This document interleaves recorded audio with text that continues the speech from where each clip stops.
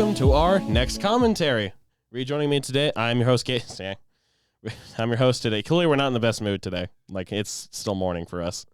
But I'm your host, Gage, and rejoining me today are Katrina and Lucas. Hello. Hello there. So last time we did Sonic as our first movie commentary, and we figured why not try and do show commentaries as well. And our first show on the lineup is none other than RWBY. Yay! Woo! So I'm caught up on RWBY until the next episode comes out Saturday. What is your guys' experience with RWBY? I'm midway through season 5. But we're starting fresh for you again, just so we can do this run through on the channel. Yep. And I've only ever watched the first episode back in 2018, 2017. So you're pretty fresh-faced when it comes to it. Yeah. Well, what we're doing today is we're going to watch the initial 4 trailers that teased the series and like sparked interest all the way back in like 2012, 2013. I think the trailers were 2012. And we'll watch those trailers, and then we'll watch about the first half of Volume 1, because RWBY started off with like very short episodes, some being just 3 or 4 minutes, because that was just the budget of web series at the time. And then you go up and up, and RWBY is an amazing show now with full and like half an hour episodes with great animation, all that. Which is why I warned, Volume 1 in particular, some animation is not going to be so great. And when we get to some of that, you'll know why. But it upgrades as it goes along. Everything gets better. Some silhouettes start disappearing by Volume 2. Lucas knows what I'm talking about. Mm-hmm. It started pretty low, but it started getting budget once it started getting successful. This was Rooster Teeth's other big series besides Red vs. Blue at the time. And then we got Camp after that, which is just a funny series, which that ended too. But we could probably watch that eventually too. We cannot talk to anyone about that show. but so RWBY, we're going to be starting out with this. So we have a pretty fresh face with Katrina. A little bit of experience with Lucas. He'll know what most of what's going on until we get about halfway through what's going on in the show right now. It's going to be a problem when we get Volume 9 because we don't have Crunchyroll Premium.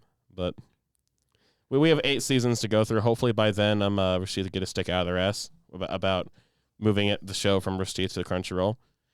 But we know RWBY has no copyright problems with like in terms of like reacting or showing anything, but in terms of actually just keeping with what this show is going to be about, it's still going to be a normal commentary. So you can sync it up with ours, and if you want to watch RWBY alongside any of our commentaries or anything like that. So just because we don't want to risk any like copyright issues or anything like that, or we don't know how to easily do reactions right now because we don't have like a camera in the studio or anything like that. So we're just going to leave it as a commentary as is. So right now we have the RWBY Red trailer pulled up. And so if you want to, we're going to be doing a lot of sync checks for these since we're doing episodes and short ones at that. So right now we have the RWBY Red trailer pulled up starting in 3, 2, 1. All right, so we had some audio problems there for a second, so none of that is making it into the final video. Now, if anyone wants to sync up their RWBY Red trailer with ours, we're going to be pressing play in 3, 2, 1, play.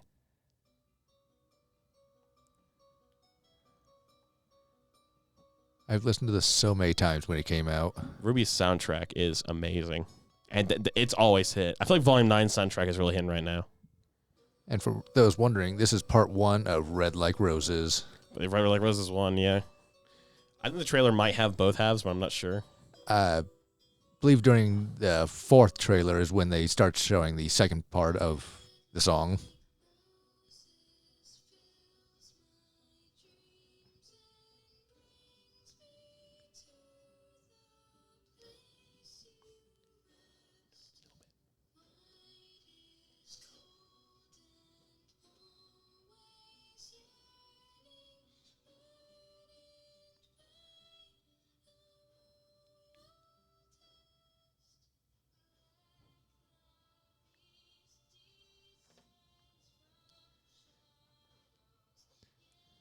I should also say that while the other trailers are actually canon to the series, this first trailer is not. It was merely a concept trailer to get buzz going about what the idea could be.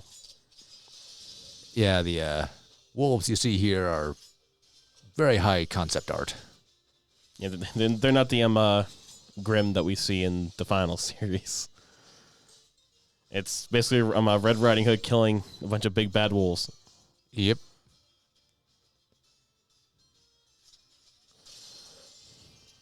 Well, I guess it could just be Yeah, I can tell that this is a very rough stage that they published it at because some of the movements are not very smooth. I feel like the fighting movements are smooth, especially for what early RWBY is. But I just feel like in terms of actual concepts, they didn't have what they do. Like I don't know how much you remember from like just that one episode you watched, but Lucas and I would know the moon in the back is still in one piece, but the moon in the final series is shattered. Yeah.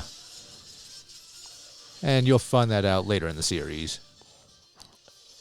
Man, the choreography in this series is amazing, especially for the first 3 volumes. I feel like for like 4 through like 4, 5, and 8 had a little bit less. But 6, 7, and absolutely 9 right now have some amazing like team-based choreography.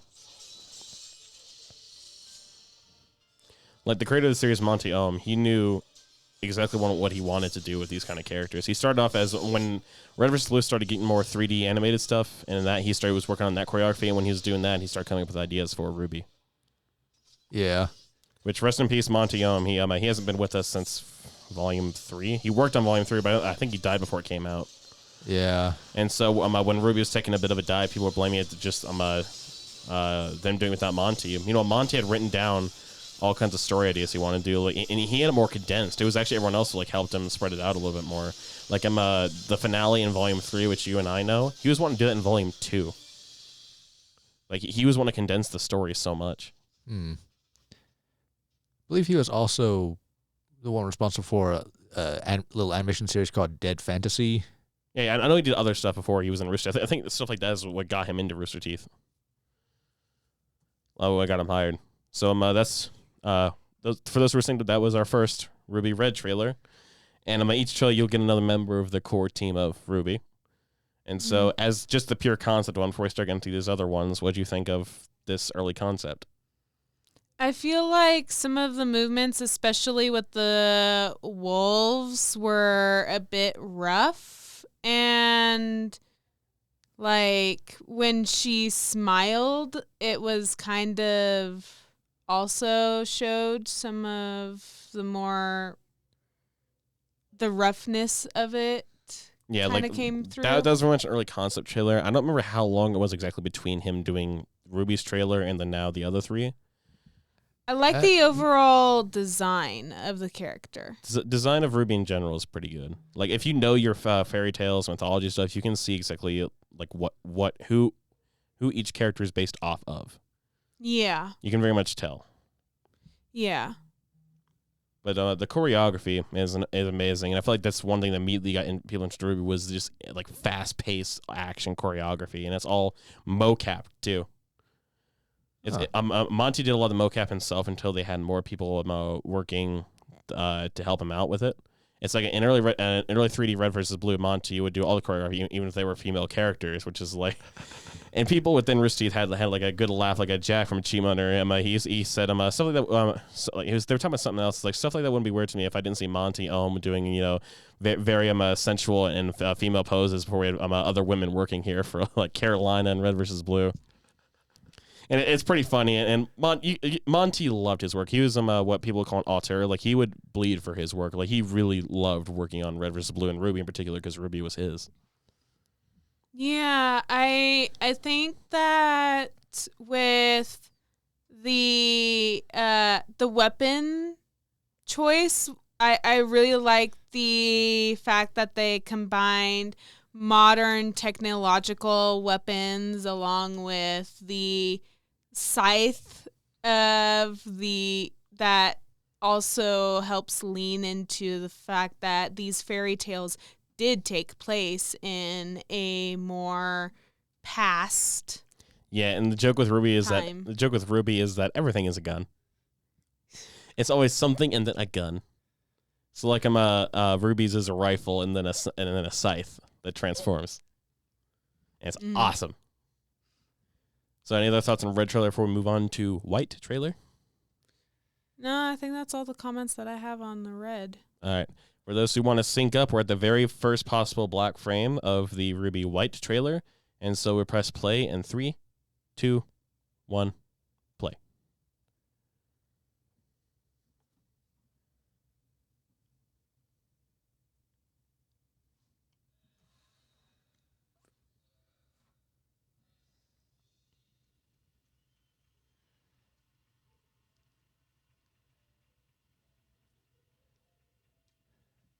This song is Mirror, Mirror. Mirror, mirror, like on the wall. That's the first thing you notice that would make her Snow White is the name of her track for the trailer.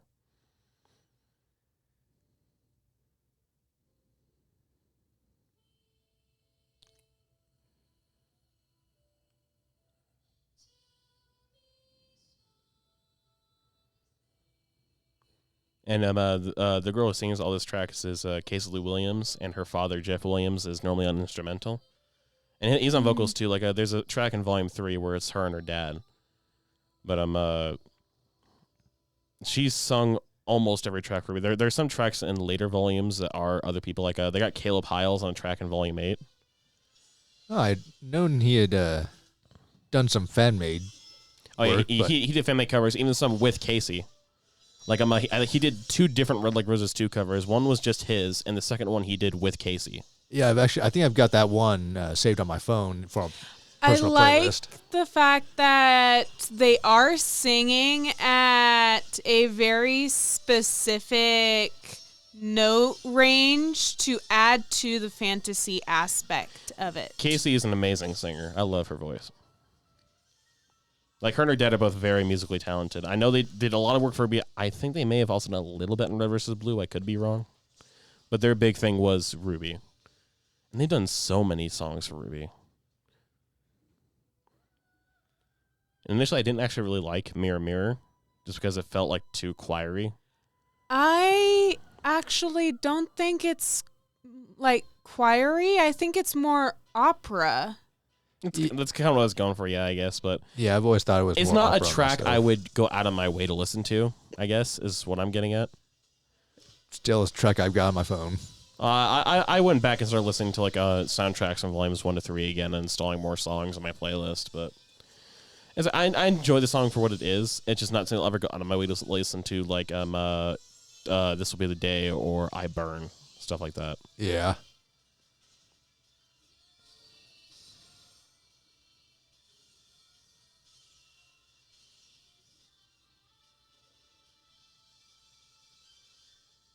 And it's also the first time we see the partially shattered moon in the background. Yeah, in this one it's only partially shattered. Still mostly in contact, though.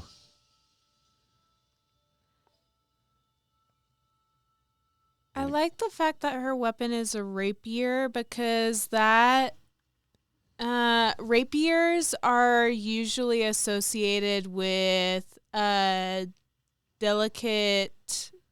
more delicate but still deadly vibe. Yeah, I don't know if it's really shown a ton in this trailer, but the firearm part of Weiss's weapon is that in the cross guard. In the cross guard, she has shots that she fires through the barrel of the rapier. I didn't. Giving it more of a revolver style cylinder. Yeah. It's revolver with different kinds. We'll kind of get more into it, but the ammunition is called dust and it's elemental. So the revolving parts have changed what kind of dust she is firing. Mm. And so before we move on to black trailer, let's talk a little bit about the white trailer. So if you want to get anything else that we haven't already talked about throughout the trailer. I like the little hints of blue that were in her outfit. Like, it isn't very noticeable, but there is a bit of a white to blue gradient in her outfit. It's a white to blue gradient, and then on the inside of her jacket is like pure red. Yeah, I like that because it is a very unique take since Snow White is normally associated with black, yellow, and red. And this is, it's more like blue, white, and red, which is those are very pure colors. So it also helps lean towards her portrayal as a very delicate, more traditionally feminine character. Yeah, color is like a very important thing in the RWBY world, which a lot of stuff will explain later. Like over the course of the show, we'll also be watching little videos called the World of Remnant videos, which like explains lore and like background story. Like some of the stuff is like we talked about yesterday when we were talking about Sonic and how we're going to film RWBY, and you didn't know that dust doesn't work outside of orbit. It's mainly explained. It's talked about later in later volumes, but I don't think you would have gotten there. No, But in World of Remnant, they explicitly say that once Remnant leaves the atmosphere of Remnant, it loses all of its ability. So it just becomes actual normal dust. It becomes inert.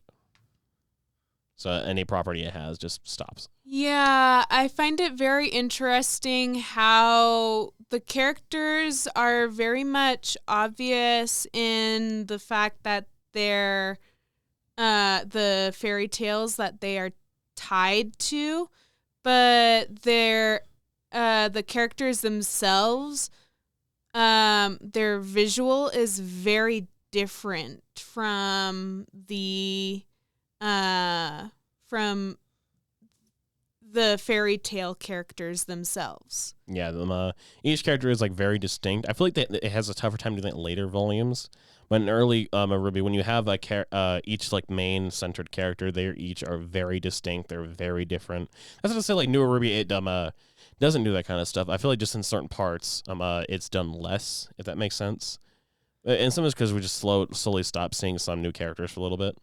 But yeah, and I also like you said her name was Weiss. And the woman in this trailer is Weiss.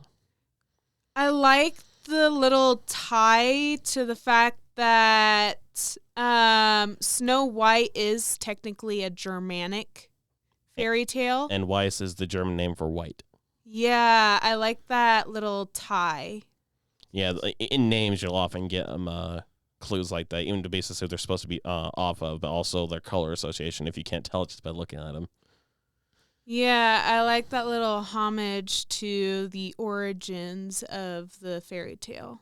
All right. So anything else before we move on to Black trailer? Nope. All right.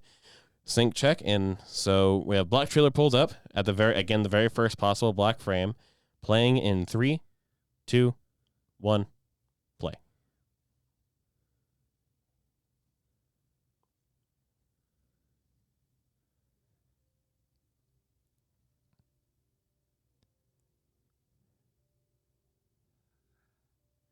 And the music from this one is From Shadows.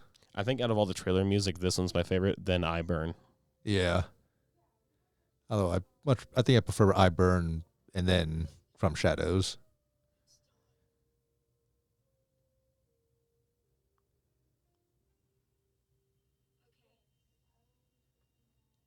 Favorite character here, by the way, for me.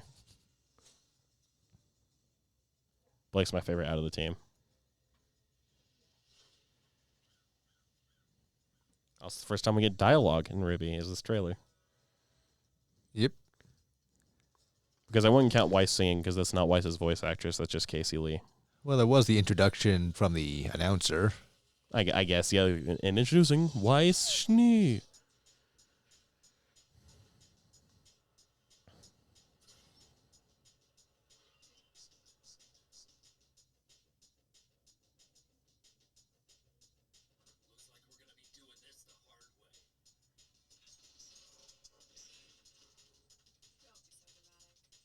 Which I don't remember. Is this the Adam voice actor we get in the rest of the show, or is this different? I cannot recall. Because I always think when I watch the trailer, he sounds just a little bit off. This might have been his first time as a voice actor. I'm not sure. Because RWBY does hire within Rooster Teeth for a lot of their voices. Like all of the main characters are voiced within the company. You get a couple different voices, like she won't know this, but Mercury later is initially voiced by I think someone different, but from 4 onwards he's voiced by Yuri Lowenthal. I think it's 3 onwards. I think he's voiced differently in Volume 2, and then 3 onwards he's Yuri Lowenthal. Best known for Spider-Man and PS4, and then the English voice for Sasuke Uchiha. And another character, I won't say name up for Katrina's sake, big villain person, Lucas. Voiced by Cortana, Jen Taylor. Huh. I was not expecting that.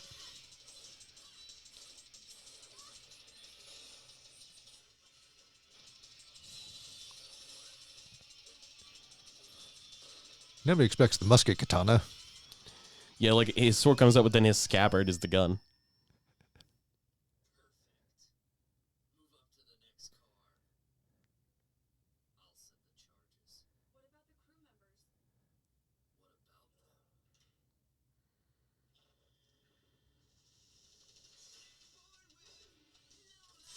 Honestly, this guy always reminded me of the Scorpion Guardian from Final Fantasy VII, the first boss you'd fight. I kind of see that. I was thinking more of the things from Metal Gear. Like it looks like a Metal Gear. The Rexes, or the Metal Gears.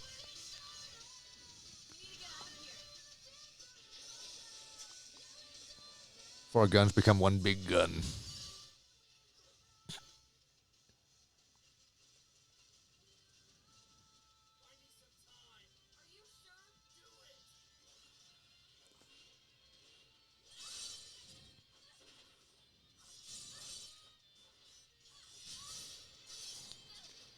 I think across all four of these trailers, you see the movement progressively look more like it does in the show. I remember back in the early days, people were saying, "There's 2 moons."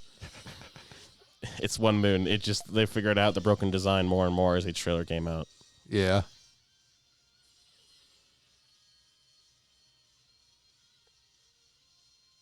Yeah, and then the silhouette against it.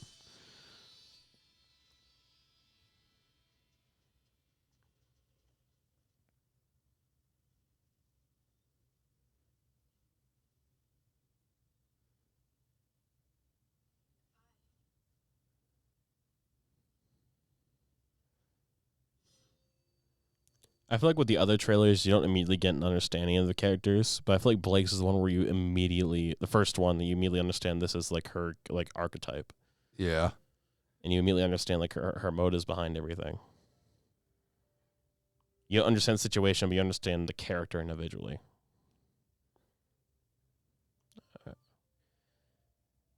Yeah, I believe it was these last 2 trailers, the black and yellow trailers, where they had things more fleshed out and then say, hey, we're going to premiere the show at RTX like at this time, all that. So that was black trailer, Katrina. I noticed that when they colored in the character at the end, her hair was brown, but for the entirety of the trailer, her hair was black. They tried to accent like that that it's black without having just like pitch like shadow in there, so it looks more brown, but her hair is black. Okay. They tried to make the her hair black enough for the rest of her costume, and then the actual black background, but it came out looking more brown that way. So in some like early RWBY you gotta be art, careful. you see Blake with black hair or brown hair, but it's black.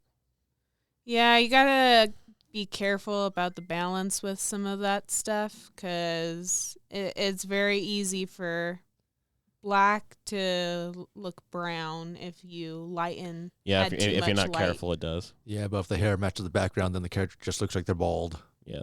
So I think this trailer has my favorite fight out of the trailers, but it is not my favorite trailer. My favorite all-around trailer is the final one we'll be getting to. Oh, yeah. Before we get to let's hear your thoughts on like the actual events and trailer, because we got some story in this one. Yeah, I found that very interesting. This is a very different take than the other ones. The first 2 are questionable. Well, the red one is absolutely not canon to the rest of the show. It was just a promotional piece. Yeah. It's up in the air. It depends who you ask if you want to consider Weiss's canon or as much as promotional for a character. But the black and yellow trailers are canon to the show, and they are called back to in the show. Particularly in Volume 2. So you're not going to see anything like super overt in the first volume, but they are called back to. These 2 are canon events of the series. Yeah, it's very interesting how they decided to portray this character, because the other characters, it's very obvious which fairy tale they decided to take the characters from. And now you wonder why I never remember who Blake's based off of, because she's the least overt of who she's supposed to be based off of. But I guess Beast from Beauty and the Beast is kind of, or at least the hybrid is kind of like what it's meant to be. It's not like a one-to-one character like the others are. Like, so my favorite fight choreography out of all the trailers is in this one. If you're first getting into RWBY, the red one will definitely blow off your feet. But I think this is my favorite one because this is the first time you see teamwork happen.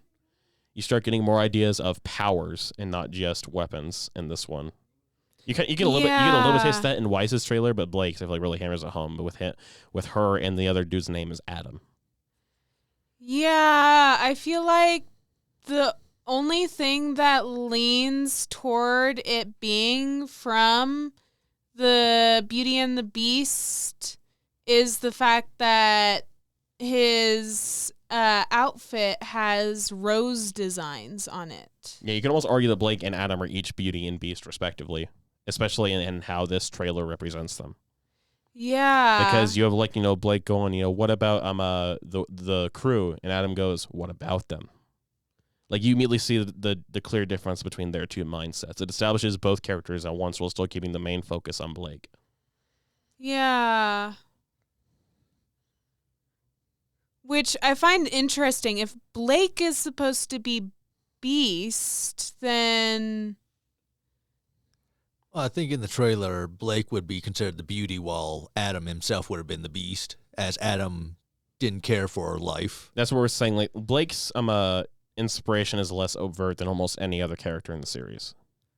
Yeah, it's almost like a role reversal type of situation. Like, if you're looking for the comparisons, you'll probably catch on to it. But that's part of the reason I always forget who Blake's supposed to be based off of, is because there's no clear distinction. Yeah, there's no real overt, like, out in the outfit or the name or anything, what she is supposed to be based off of. And we'll get into more stuff of him. And sometimes they'll blatantly, like, say names. Like, the next character will see Yang. Like, sometimes she's blatantly called Goldilocks. Like, it's not hard to figure out who she's supposed to be based off of. I feel like the two easiest ones to recognize are RWBY and Yang, who they're supposed to be based off of.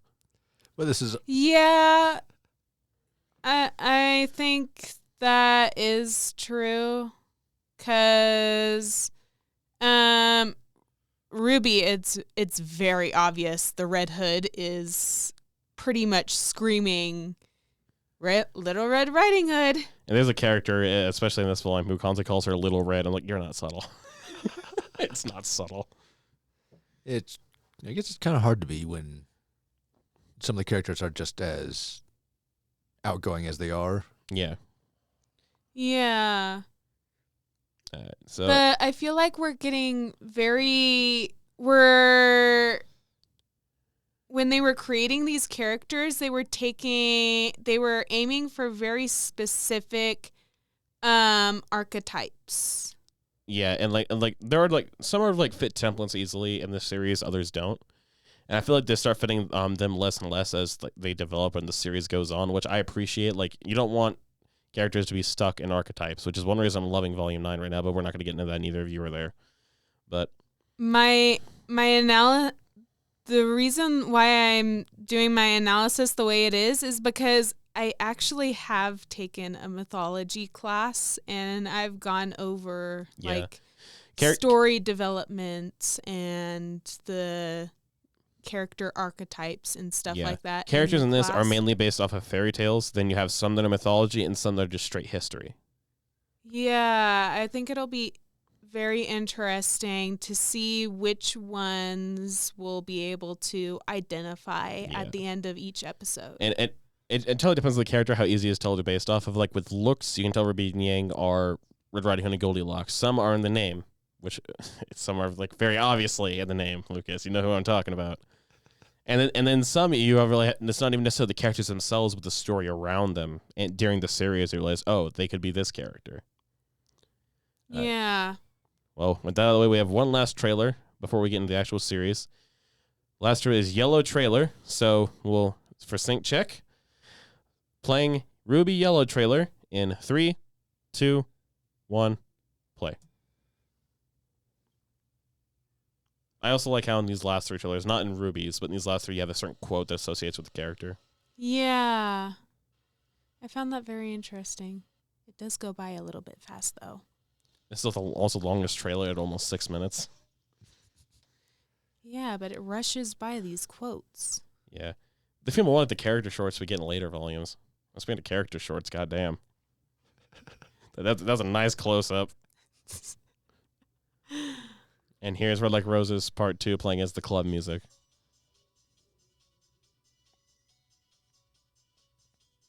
No, this is actually just starting out as part 1 again. Kind of, but it does. The music actually changes throughout the trailer. I'm an idiot. I can play this part of the song on guitar though. I can play like the first third of Red Like Roses 1 on this guitar. is not subtle at all. The bear head. Oh yeah, a lot of references in this. I always forget about the DJ with the bear head.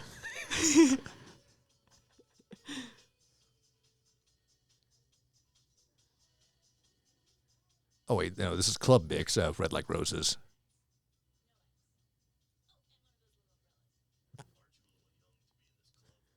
Jack Patello's Jr.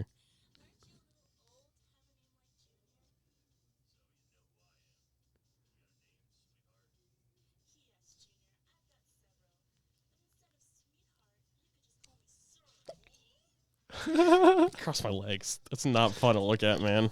It's not fun to feel either.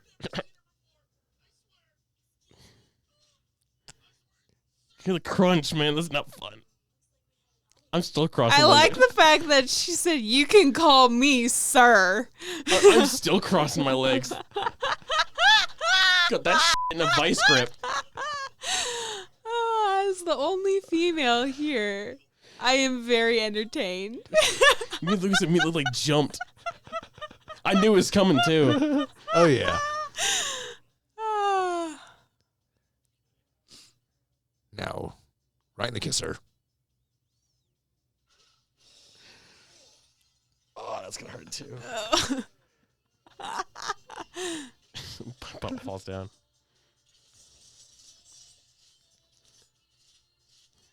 And a brawler type. Yeah, she has gauntlets that are also shotguns. I just like calling them shot gauntlets. Music change.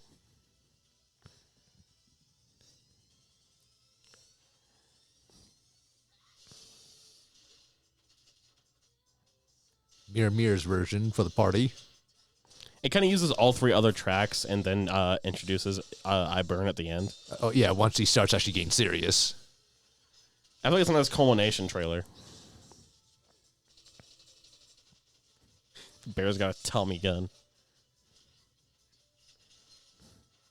Next track. I forget who this sister's supposed to be based off of. I always forget. Actually, I should probably pull up my trivia stuff.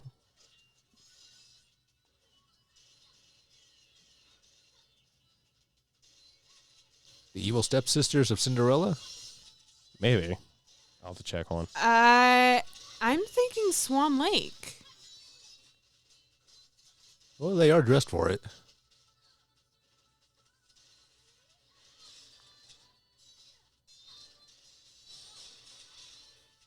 The Dark Swan and the White Swan? They're called the Malachite Sisters, and they are based off of... trying to find it. Yeah, I guess in this show, it also shows how Yang has a bit of trouble when it comes to footwork. Apparently they showed up in that Roman Torchwick book as well. So apparently they got some good time in there. Now here is the start of I Burn. Yeah. I think I Burn's my favorite song from the 4 trailers, but Blake's my favorite choreography. It's time for Club Zuka. So apparently from the Grimm fairy tale versions, they're Snow White and Rose Red. Huh.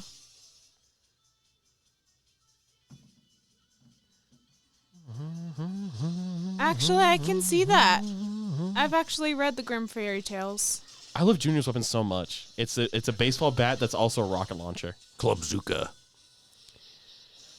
But I feel like and then it she would have breaks been it. more interesting if it was here's the based trouble. off of the Dark Swan and...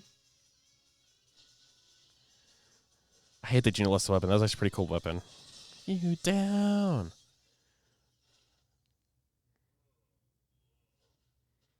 What is her...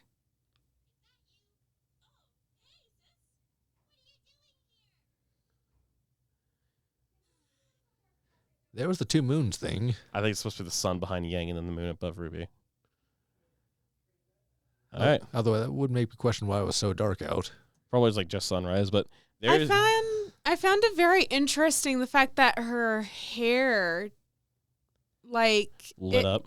Yeah. So it acts like fire. So they'll explain this in the show as well, but each character in RWBY has a power called a semblance, which is powered by their soul. And so Yang is kind of like Hulk in a way, where it's like she can get angry and get stronger.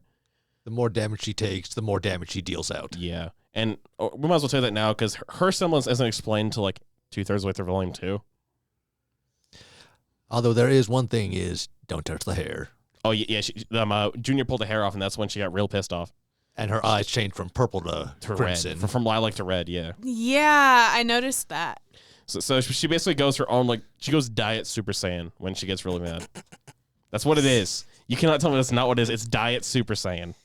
Well, when she did release the burst that exploded her surroundings, yeah.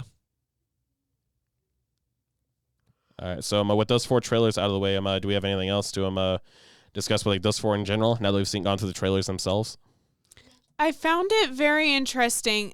Like, 3 of those characters are very, like, traditional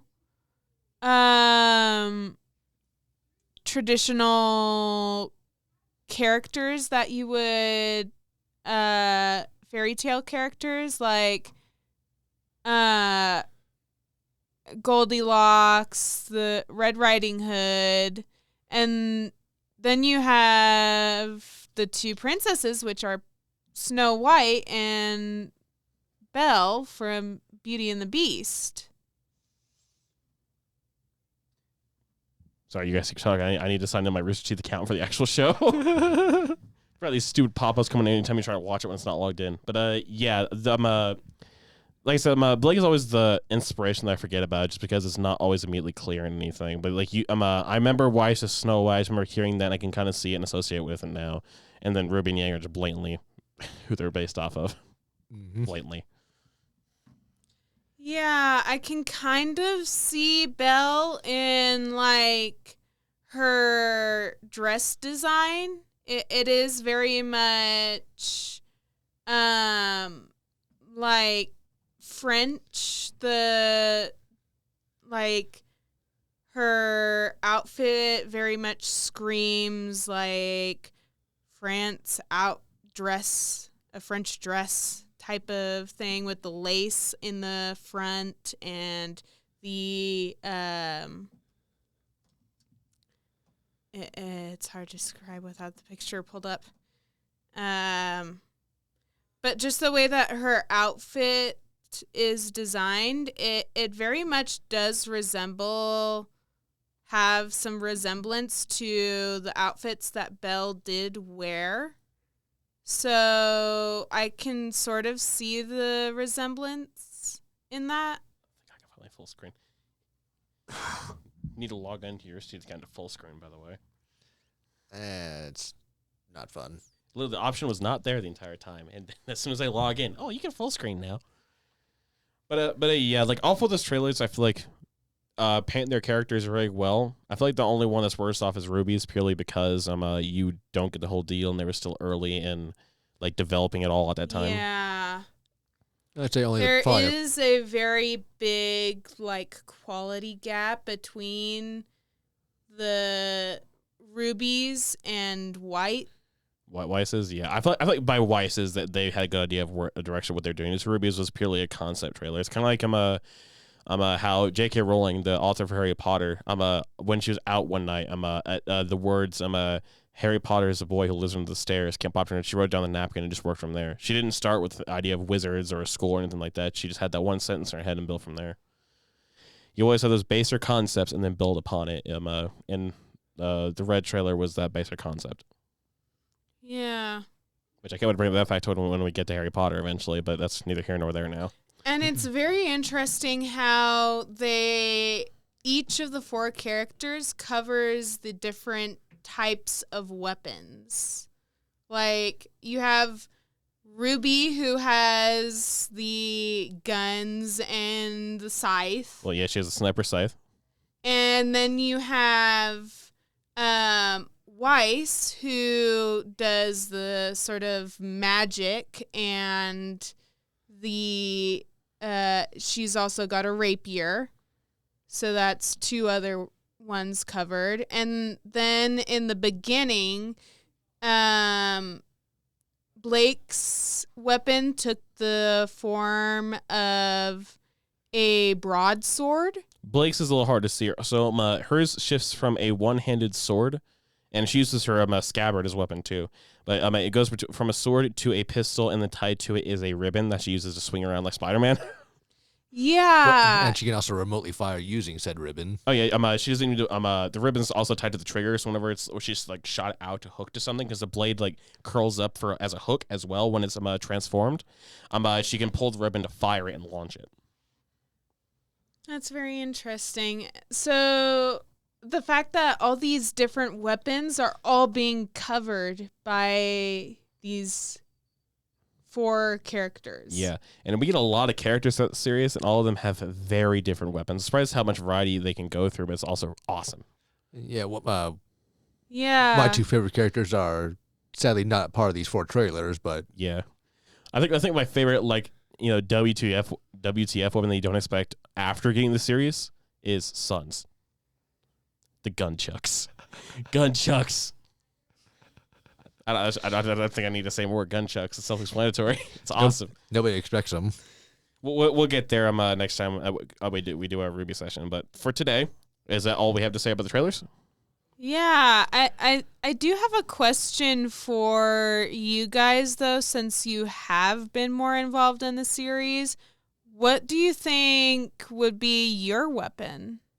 I've given that a lot of thought, and I've really thought about it. I think something that would be me would be it's like a long arm bracer with a blade that comes out of it, but then it can also transform into a crossbow. So like an arm bound crossbow.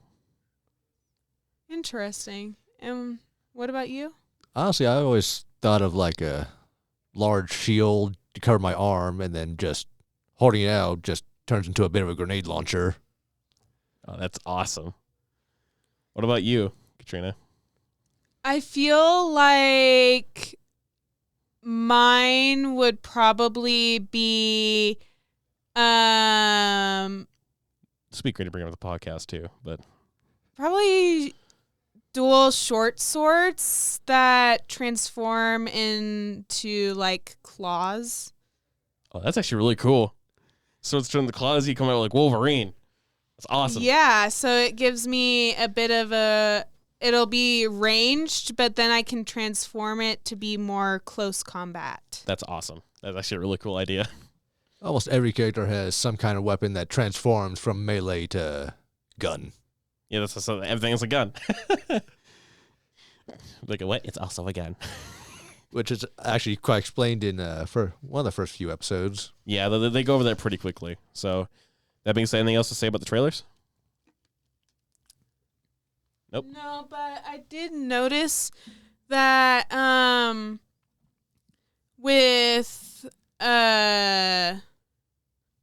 Goldilocks Yang, her name is very much not based off of the origin It's of not. that story. In fact, her full name is Yang Zhao Long. So you pick the Chinese name for the yellow color, which is kind of funny at the same time. Maybe I'm thinking too hard about it, and I'm just racist. But you know what? It's funny. I guess it'd be based more on her father, but It's like her name is Yang Zhao Long, which is a Chinese name, and her color is yellow.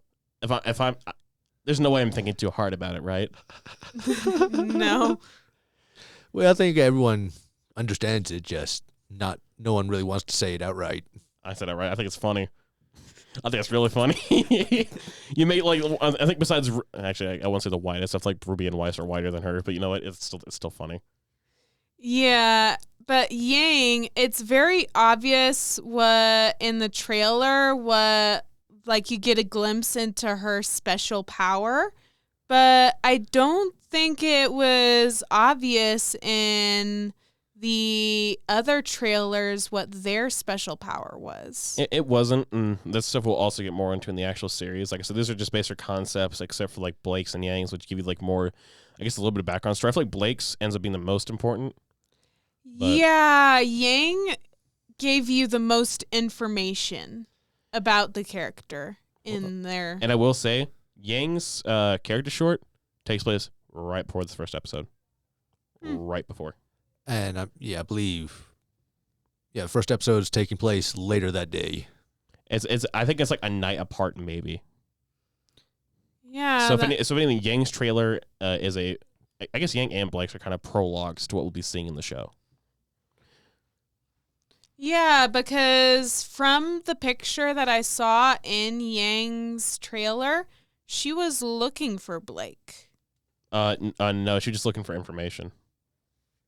Yeah, the picture we saw was actually from through the screen, so it was slightly distorted.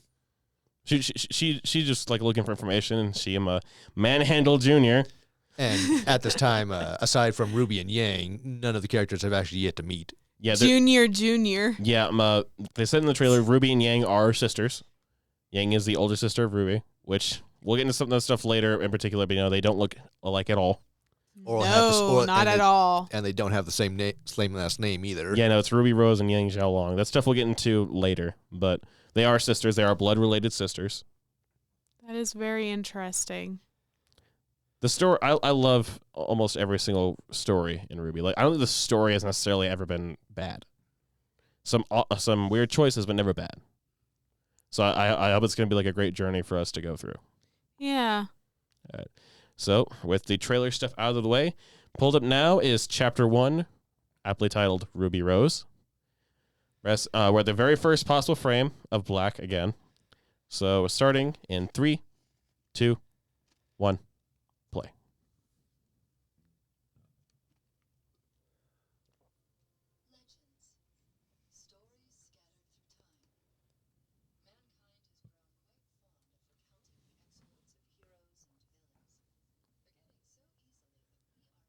This is Cortana, by the way. This is Jen Taylor. Or Jen Brown. Jen Taylor? I forget which it is.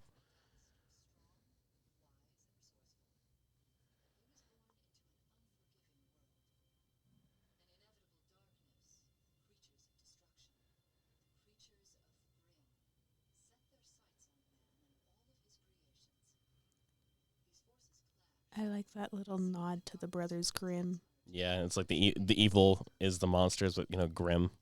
It's spelled 2 M's too, I believe. Yep. Just like their last name.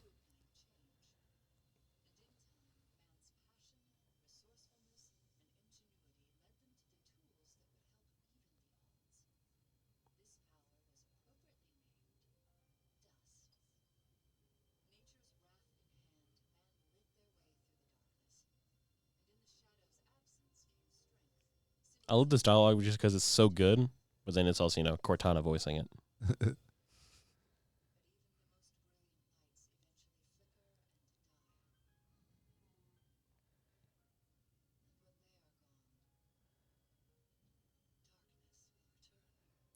His walk. Got some Clockwork Orange up in here. You don't have to think about who this guy's look is based off of. And I actually don't know who he's based off of. he's based off Alex Delarge from, at least look-wise, Alex Delarge from Clockwork Orange. Sadly, I've actually never seen that. Neither have I. I can't get over their walk.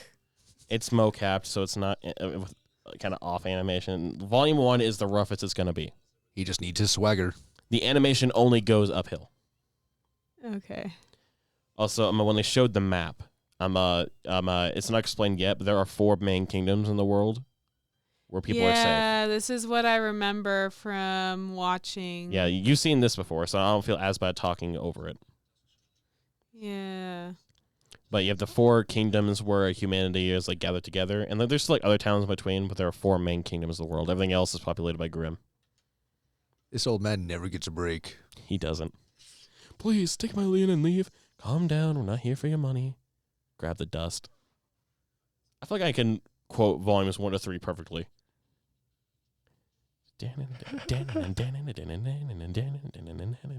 love how the show blatantly just has their soundtracks like in canon all the time.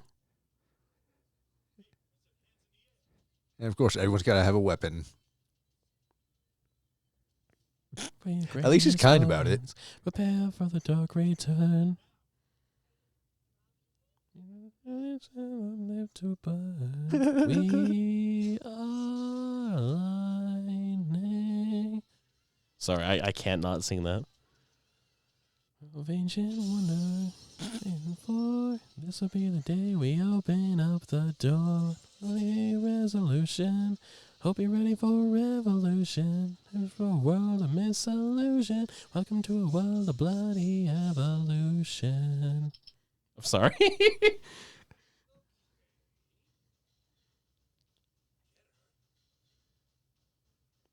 And they all take the door and stare out the window.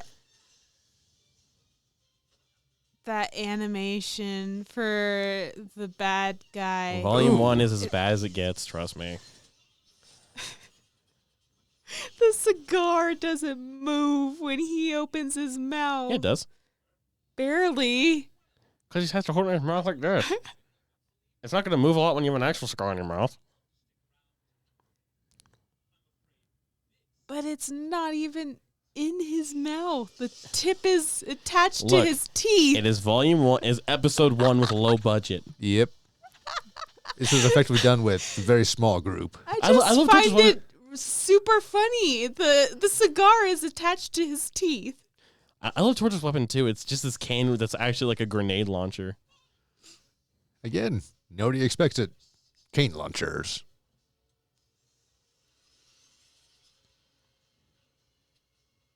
Of course, we got the technological ships as well. I love how it mixes technology and like fantasy in like a great way.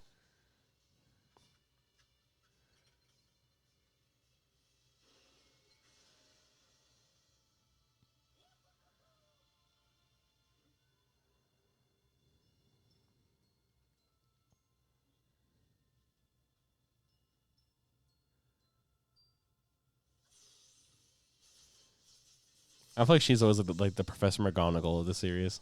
I always like comparing this to Harry Potter because there's so many parallels.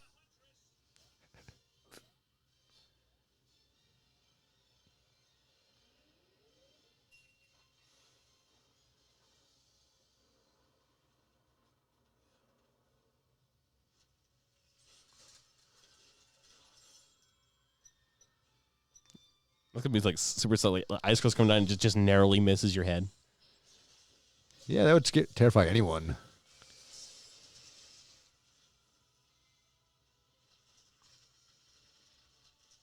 I said this is probably one of those creative fights in the entire season. And they open with this. It's like RWBY comes out arms swinging when it comes to fighting. Yep.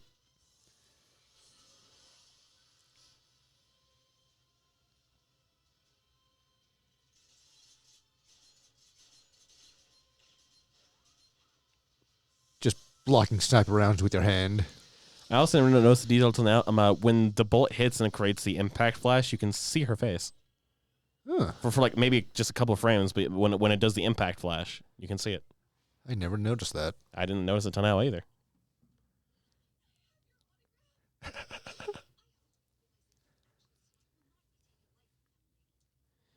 I believe the woman who voices Good Witch is the same one who voices Tex in Red vs. Blue. So both terrifying women.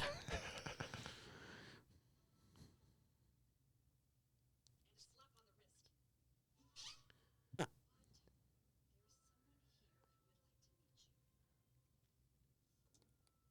he is.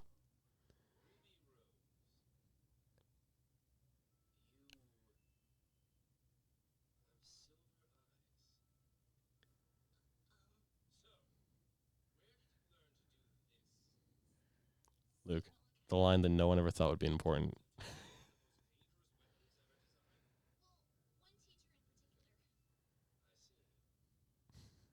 If you hated the running, you're going to hate the cookies.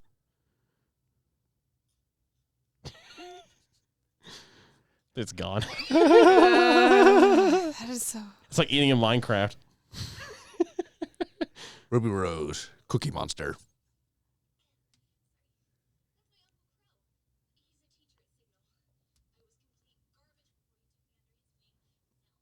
Lindsay's great as Ruby too. She very much plays like the young, like kiddish, like dreamer hero very well. It's almost funny. Ruby sounds so high pitched, but The grabbing. Ruby's voice sounds so high pitched, but Lindsay's not heightening her voice that much. The hands. The animation for the hands. Look, it is volume 1. Hello? I can express how the jump between volume 1 and 2 even is, let alone like 1 to what's going now. Show's been going for 10 years now. So actually, I think we chose a great time to like start watching this. It's been almost 10 years since it started. Be able to see all the changes in But also, graphics and Good animations. Witch. Really? Can you be more obvious? Her name is Glinda Goodwitch. I'm not. Can you be more obvious? That is the most blatant one ever. Yes. She's straight up called Glinda Goodwitch.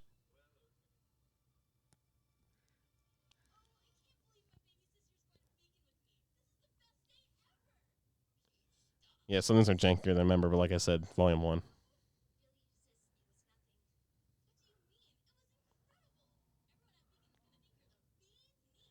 Oh, God. I forgot how bad her puns can be.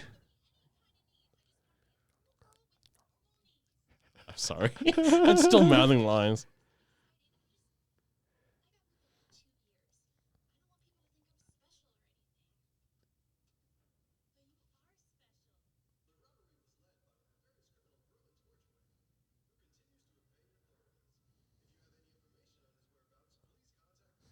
God, the silhouettes are so hard to watch now. Torchwick Roman. Roman Torchwick, yeah. Yeah, the news broadcast is rough too. Yes, it is very rough. Later on TV, like I think in volume 1 and 2, TVs are just flat art. But Some of the idol poses as well. yeah, but I think later any screen you see will just have normal animations just imprinted on them. Until then, it's just art. And all the silhouettes. Yeah. Yeah. Which I feel like it shows how silhouette. far it comes. Like Rooster Teeth is 20 years old this year as well, which means 20 years Red versus Blue. So like Ruby's only half the age of Red versus Blue. You know, big brother Red versus Blue. But RWBY has gotten so big, it's gotten more merchandise because it's more of a general audience thing as well. It's an original concept as opposed to Red versus Blue, which is Halo Machinima. Although considering that some of the silhouettes have different style, are styled differently. They made base models, just not full characters, which that changes volume 2. Like this is the only volume you'll see silhouettes, Katrina. Volume 2 has actual background characters. Okay. Which is why in volume 1, if you see someone fully fleshed out, that's going to be a character.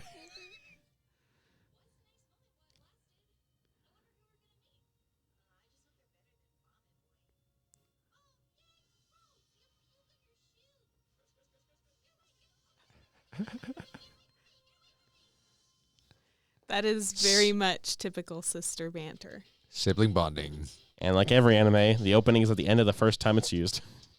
Yep. Small and helpless, they see you as just a child. A warrior will soon run wild. I'm sorry, I'm going to sing along to this. I don't care. I won't blame you. If it was one that I really enjoyed, I would sing along too. Especially since the music is the only thing that gets copyrighted. The actual show, we could show the actual show on YouTube, and they wouldn't care. It's the music that gets flagged.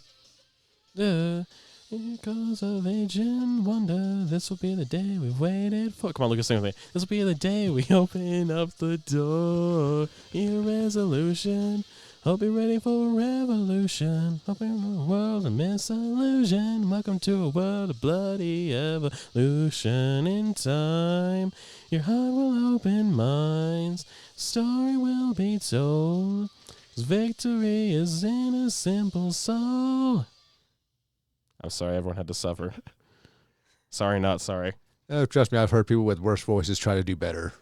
All right, well, I know you've seen it before, Katrina, but after seeing the trailers, getting a little more context, how was Chapter 1, Ruby Rose? There were a lot of points where I know. You don't need to point it out. visibly cringing. I know, you don't need to point it out.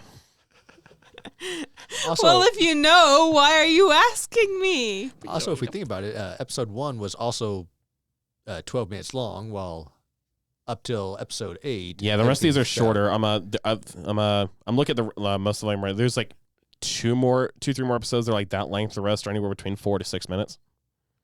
So we have Okay. that's why I was saying like we can watch like half the season today, or hell, we can even go through the full volume with the time we have today. But so, any thoughts before we move on? Like any extra things to say? No. Like I said, I know you've seen it before, so I don't have like a ton to cover yet. Yeah, this has been the only episode that I've ever watched of this series. So, what was your thoughts first time then? Because you have the the opening lore background from Jen Taylor. I did like that opening part where it was It gives you the background of the world. Tells you, man came from nothing, and then the Grimm came to wipe them out, and then dust. They used dust to survive, to fight the Grimm. Yeah, I liked that, and I did like the art that they used in the story beginning, Yeah, like and in the storytelling part. and- That was very much well done. yeah, they use art a lot. The rest as background. of it was the part that was super rough. And one thing I'll point out that you want to keep in mind for a little bit, that narrator is clearly a character, because towards the end, she would have the objective, talking about, darkness will come again, but then goes down this route of, so gather your warriors, you will still die, like that kind of monologue. You can tell that she's a character and not a hero character either. The character that Jen Taylor is voicing. So there's just something to keep in mind for a little bit. It doesn't pay off for a little bit. It's just something to keep back there. Like I was talking to him. I'm not going to explain the significance of this line. Lucas and I know about the line where Ozpin walks up to RWBY, goes, "You have silver eyes." I will point out lines like that for you to remember. I'm not going to tell you why. I'm not going to tell you how major it's going to be. I'm just going to tell you to remember lines like that. So the fact that RWBY has silver eyes is something peculiar. Because that's the first thing he says to her. He doesn't say, "Hello, I'm Professor Ozpin." Because he knows she knows who he is, because later he asks, "Do you know who I am?" Yeah, I find it very interesting how obvious they made who those first two new characters that they introduced Straight were. up called Glinda Goodwitch. That is not hiding anything. Ozpin. Ozpin. Oz. Yes. I'm really trying to avoid the person. Yes, he's supposed to be the Wizard of Oz. Yeah, he is blatantly I the Wizard of immediately Oz. noticed that. I didn't know that till I watched later volumes and started seeing other characters that are supposed to be on his character level in terms of importance. I'm like, oh, those are just straight up Wizard of Oz characters. And that was the that's when it first thing clicked. that I noticed. Actually, you wonder how long it took me to realize it. Lucas. It wasn't volume 5 where we get the one guy. It was actually I probably shouldn't say it because you only watched volume 5. Probably not. Never mind. Not gonna say anything. Not gonna say. Those who watched RWBY volumes past that will know. So, anything else? We move on to the next episodes. Nope. All right. So, starting next is Volume 1, Episode 2, The Shining Beacon, Part 1. Let me get to a point where I can kind of pause and say sync. All right. So, the first possible frame of... I meant to pause it. Actually, I'm probably going to fast forward the music so we don't get them flagged. Oh, sorry, I'm trying to figure it out. And let that play. Talking over it. No one can hear it. All right. So we're at the black screen in between the opening and the main episode of The Shining Beacon, Part 1. So pressing play in 3, 2, 1. Play.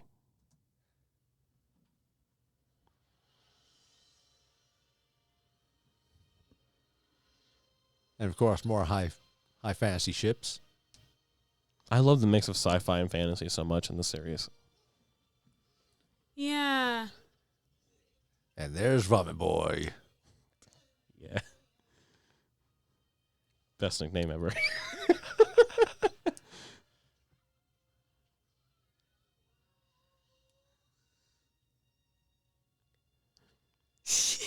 Welcome to Rooster Teeth Hogwarts.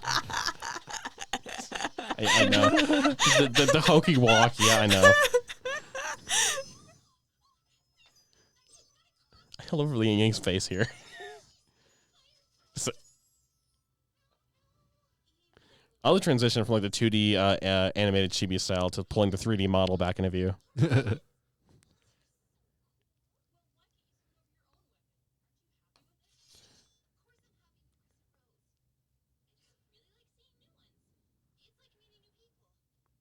I love the name of like all the weapons too. Like that kind of makes sense. Like hers is Crescent Rose because it's it's a curved scythe, but it's named after her as well. Same color scheme.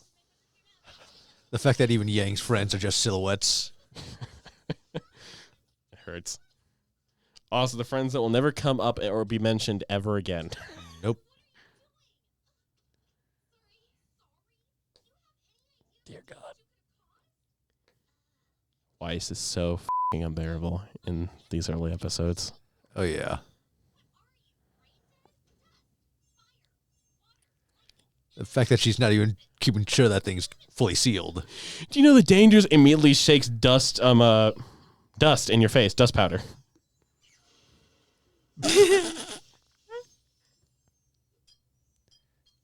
Glass bottle on stone, unbreakable. I just noticed like Blake's feet kind of loading in on this animation.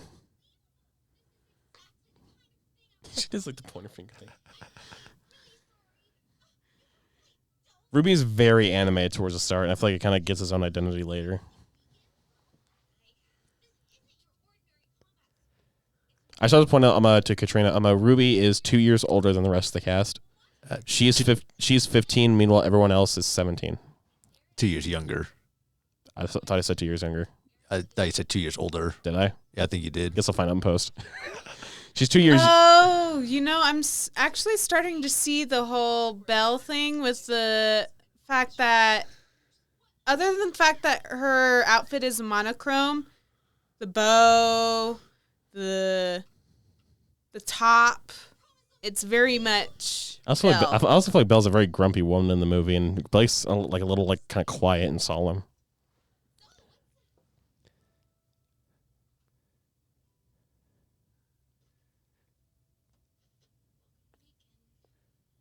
Not a great first day. Usually never is.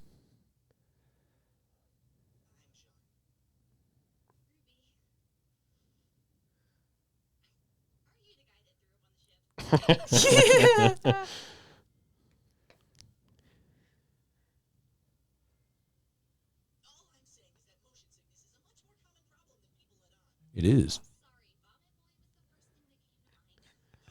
That name lives front free in my head. Vomit Boy lives front free in my head for eternity.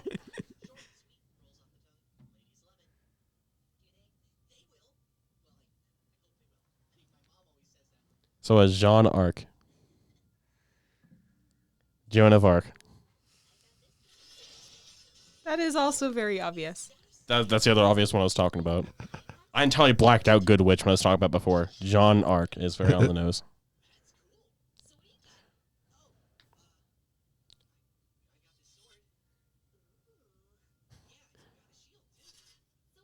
His scabbard is a shield.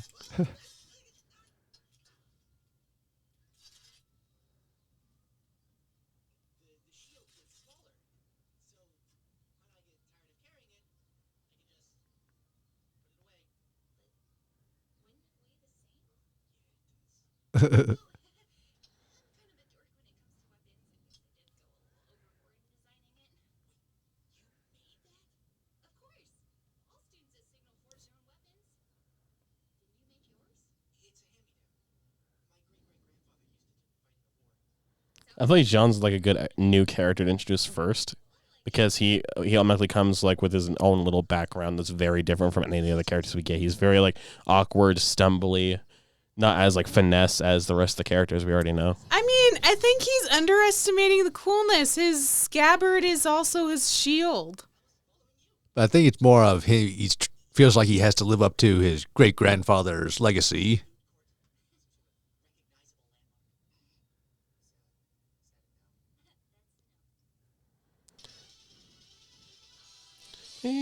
I didn't realize I ever did this song this early. That was volume 3. I'll be by your hand. All right, we're not going to copyright strike. Stop it. All right. Yeah, I got the first season on DVD, but I must have missed that little back and forth between Jean and RWBY at the end of that. I've been looking. Sorry, I'm getting the other episode set up. I've been looking for all the volumes on Blu-ray just so I can own them all physically. Some people may even have to wait to watch Volume 9 until it comes out on Blu-ray. Unless you guys want to watch it. Because honestly, I'm not even watching the episodes normally because I don't have Crunchyroll Premium. I'm having to watch them through reaction videos. Because that's the only place you can watch them in full without paying. All right, I think we're going to watch part 2 of Shining Beacon before we get into it, because some of these are like just split up in parts because of it. No, stop. Go back. Okay, on. I'm trying to get the next episode. So I think for the 2-part ones, I think we'll just go through both parts before like pausing for this, because it'll basically be the equivalent of like a 12-minute episode. Yeah. So, all right, so Shining Beacon part 2, again, we're in the black after the opening, but before the episode, playing in 3, 2, 1, play.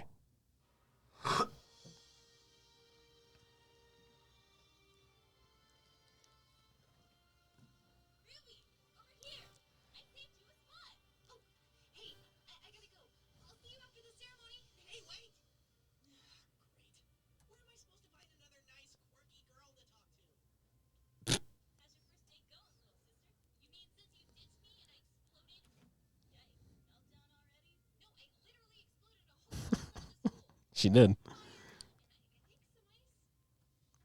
There was.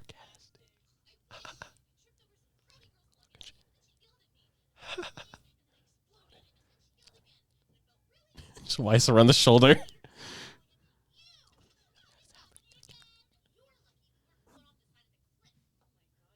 Exploded. Oh my god, you really exploded.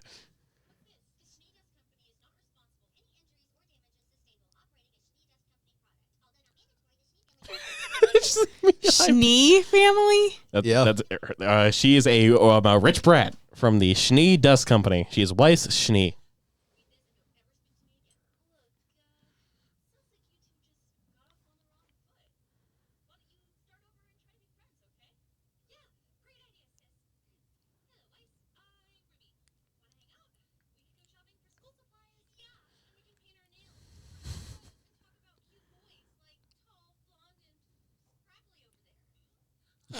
Hmm? That's what you call a dog's name. Hmm? John comes with like, you mean me? I was like, no, I mean the silhouette in the back.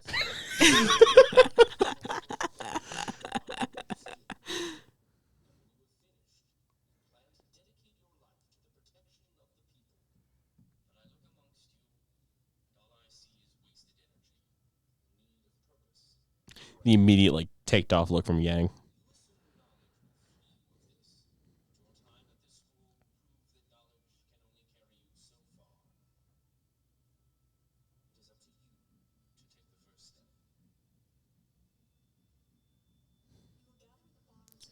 It's like very pragmatic, but at the same time, kind of inspiring. Like it's kind of a middle ground where it's like, yeah, this is reality, but guess what? If you want to survive in it, it's up to you.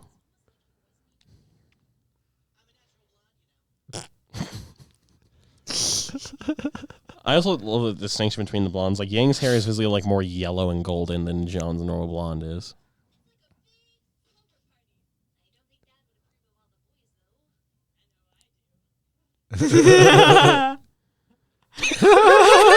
And then John goes over in a onesie.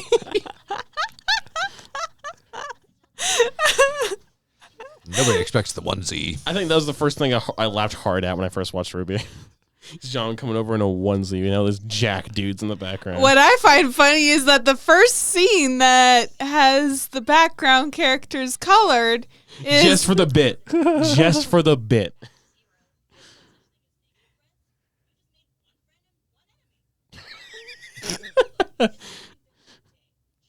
She's not wrong.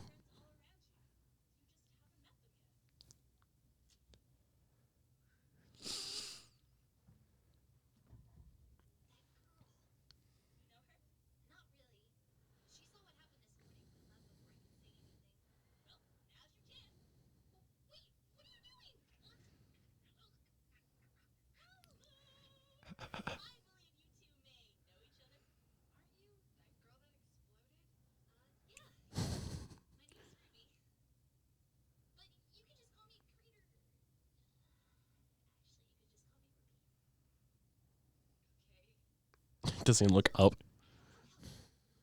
Oh no, help me.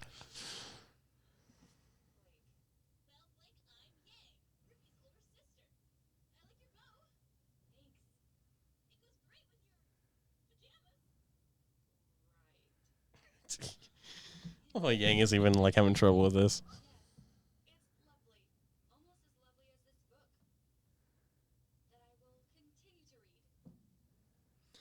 is very much Belle.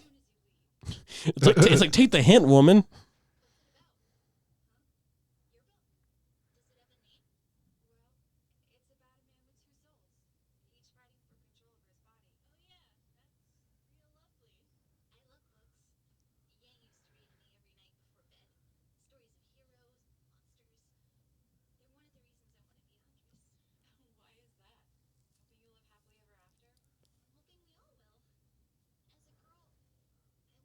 I always like the theme in RWBY that's constantly brought back is like they themselves are based off like storybook characters, but then they're always talking about storybook endings and all that.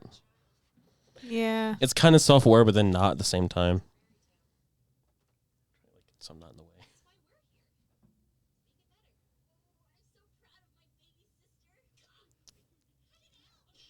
way. And of course, anime fight cloud. Yeah, then went back to the 2D art.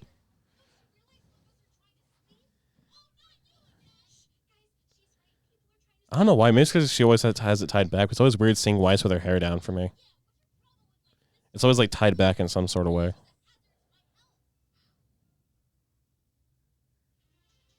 Right. I like how all it took to end the fight was just her blowing out the candles. And then all heads play. That's a nice cut, too. All right, so that is The Shining Beacon, parts 1 and 2.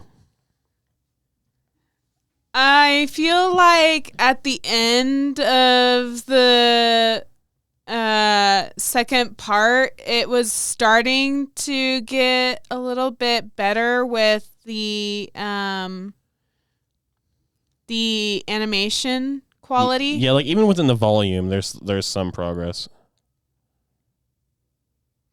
So with this being the first proper episodes that you've seen since the first episode you watched a long while ago, what do you think? Just some other thoughts or individual parts of the episodes. I'm not seeing how you're not catching Blake's similarities to Belle. I'm not very familiar with Beauty and the Beast. I think that's one reason I always forget, because it's like the one I'm not super familiar with. Because Belle, as a character, one of the first things that is introduced about her is the fact that she reads a lot. I know that. She reads a lot. She's a bookworm, and part of the reason that she connected with Beast in the first place was her love of books. I've never seen Beauty and the Beast. What do you want me to say? I've seen it a few times, but it's never fully caught my interest to actually watch it multiple times. You guys need to update your Disney game. Trust me, when it comes to Disney movies, that was always my little sister. So what about the episodes themselves? The episodes themselves, well, the character names have been very obvious so far. So far, yes. Jean Arc is not like very, it's basically gender bit Jean Arc in terms of name. Yeah. And there's not really much payoff to like what his name is. It's just Jean Arc. It's just so they have the kind of like soldier-ish archetype. Yeah. I think we're done with the super obvious ones now, though. Okay. Like I the one I was talking about before we actually started the episodes, I was talking about obvious names. Jean was who I was thinking of. I entirely blacked out on Glinda Goodwitch being blatantly Glinda Goodwitch. So what were the events of the episode? We finally got to see all 4 characters in the same place. Yeah, it very much underestimated it wasn't very obvious in the trailers, like the types of personalities for RWBY and Weiss. But now we kind of got them. RWBY is like the little young kiddish, like, I'm going to be a hero type of character, and then Weiss is the rich snob brat. Yeah, RWBY is very much stereotypical protagonist. I won't say stereotypical, but yeah. It is kind of stereotypical protagonist. Young, naive protagonists. Yes. Naive, I could see, yeah. Because like she doesn't quite know. She's like thrust into something she doesn't know either. Like they mentioned that RWBY's coming here 2 years ahead of when she's supposed to be, which is why she's 2 years younger than everybody else. It's like Yang was already coming to Beacon. Like, she was already enrolled. It was RWBY who kind of got tossed ahead because of Ozpin seeing what she did with Torchwick. Yeah, stop me when I'm wrong, but protagonist comes from a family where they grow up hearing about this amazing opportunity, and they eventually aspire to be this heroic person, and they have this dream that they're chasing. Let me start on real quick. I'd like to point out their dad is a huntsman as well. And so is their uncle. Yeah, they talk about how Ruby's uncle taught her how to use the scythe in the first episode. So it's in the family. Yeah. And more than likely, their father taught Yang how to fight. Yeah. Yeah, but I'm just saying it is very much stereotypical protagonist. Because it's stereotypical if it's like an archetype to fill in a story. Like every story is going to have archetypes. Yeah, and that isn't necessarily a bad thing. It's an archetype that works.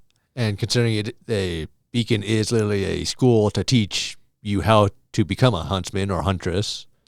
This is very much based off of the hero's journey. Yeah. Like, I'm not going to act like some of this early stuff isn't on the nose. It is. Hell, the school is called a Beacon when they talked about cities being beacons of hope. I'm not going to act like it's not on the nose. And even in the first episode, it talked about humanity being remnants of who they were in the planet's called Remnant, yeah.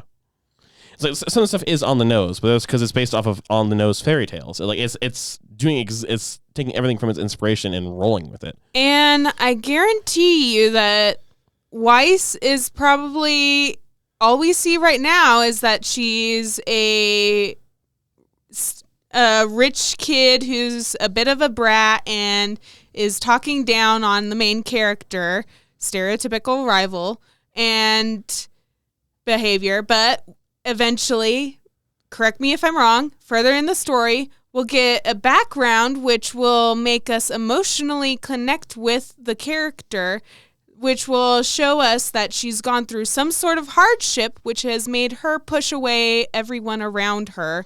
See, I'm not going to correct you if you're wrong because then that's going to be spoilers, and we will not go in that territory. Any thoughts on the actual... I like the character analysis. I like that kind of thinking because you're like trying to think ahead and plan the story. That's not a bad thing. But in terms of actual episode, what is some stuff like what happened that you want to talk about? I do feel that Jean Arc. A lot of people say John at first. It's Jaune. Jean. Jean Arc. I do kind of like how they did his character. The fact that he is like this timid sort of teenager who is trying to figure out what direction that he wants to go in. He's the Peter Parker of the series, essentially. Yeah. He's very much early Peter Parker. Yeah, he is. So I do like the personality that they decided on for that character in specific. In everything that we watched today, you will know all of your main characters. So like we have the 4 RWBY girls, and then we have Jean so far. That's 5 out of what I consider 8 main characters. Yeah, and then there was that little glimpse of another character. What one are you talking about? When RWBY left him at the entrance, and then he says, "Where am I going to find another quirky girl to talk to?" And then he walks off screen nice just girl to reveal to talk to. A fully colored in character right behind where he was. Yeah, and they clicked for me, and we know who that character is. You're about to. That being said, let's move on to the next episode, The First Step.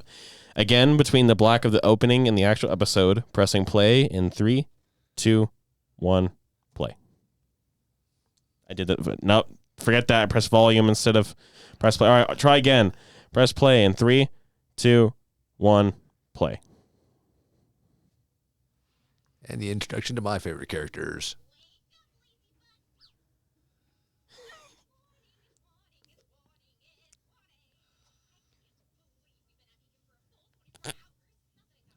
He's frowning when he's brushing his teeth. Yeah, it's more like brushing his lips. Are you tying that knot, buddy? Gotta make it tight. The hairbrush. That tight enough for you? The hairbrush is doing nothing. That knife is not cutting the pancake. We can talk about animation errors all day, okay? Yeah. She just slurps the pancake.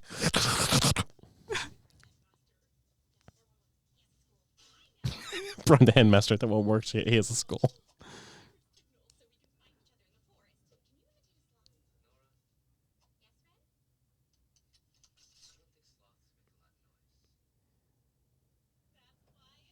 Ren is voiced by Monty Ohm, the creator, right now.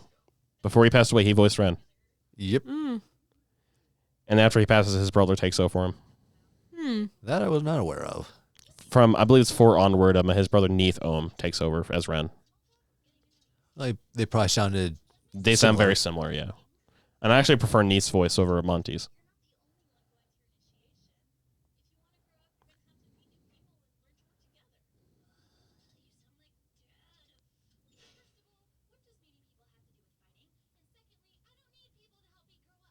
I drink milk. Yeah.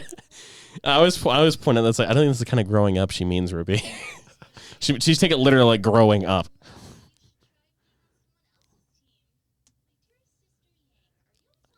I don't know why, for no reason, like in this one in particular, Yang always plays with her hair. I think playing with her hair might actually just be a nervous habit for her. It's like it doesn't show up again, I think, even after this episode, where she just like throws her hair over her shoulder and starts like playing with it.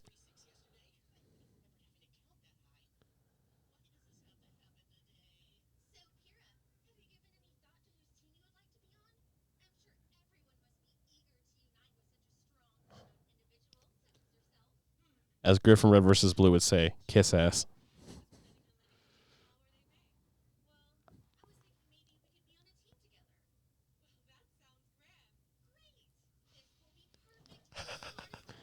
Inner anime monologue. This is what I cringe at, is like anime humor. This is why I don't watch anime comedy series, because it hurts to watch. Well, anime comedy series are usually a little bit better than this.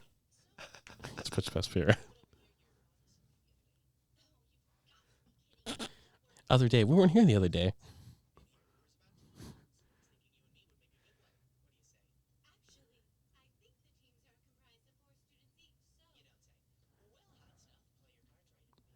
You know what? He has confidence. I admire it.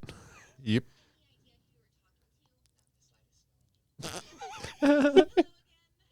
Snow Angel.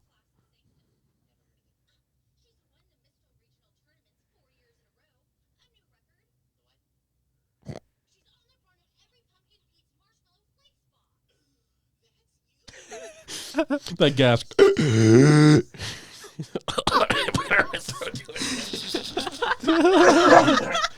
Bring up cereal and John knows it.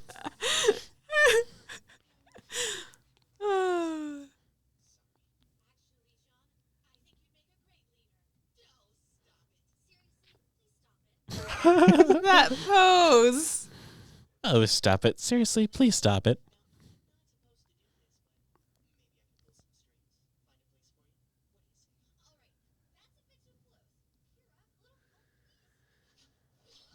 You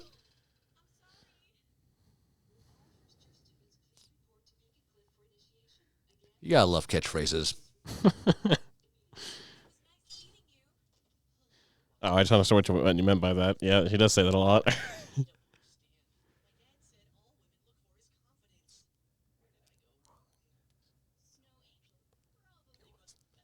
I'm sorry, I'll stop. I'm still mouthing the lines. Oh, no, go ahead. It just brings us more joy. Yeah. It's more entertainment for us. When we get to Star Wars, I'm going to be doing the same thing.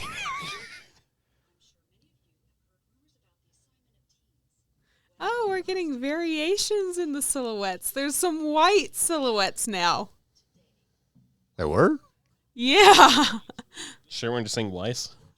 No, it was a white silhouette in the distance. After this episode is over, maybe I can point it out. Did you catch all that? The fact that they'll be partners for the rest of the 4 years? The first person they see upon landing will be their partner for the next 4 years. Ah. So it's like if you were launched and then you saw Lucas and you landed, that's your teammate for 4 years. Nora's smile.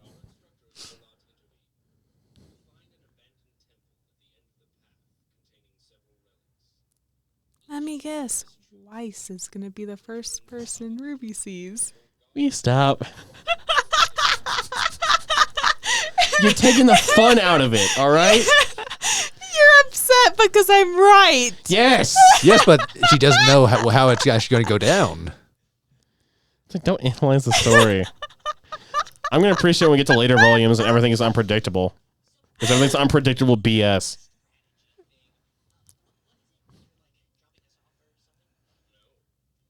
Literally launching you. You will be falling. I always mess up like that line. Whee! John ignoring all the people getting launched right next to him.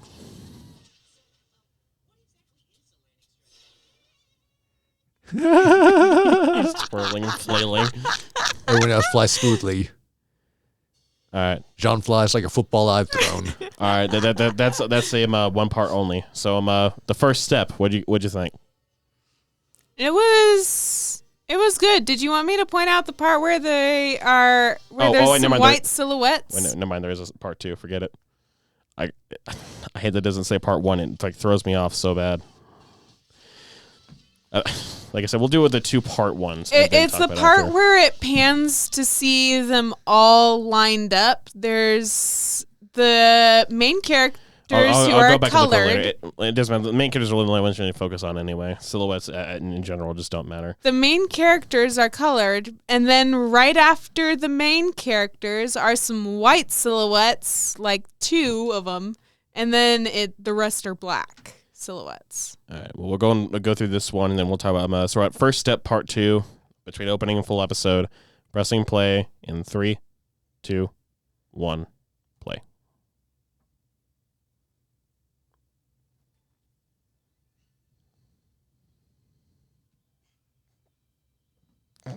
That crow flying animation. Oh, no. I remember not hearing that the first few times I watched the episode, and now I can't unhear it every time I do watch now. Bernie, no. Oh, Rinse is my favorite. Oh, yeah. Oh, that is very clean. Landing.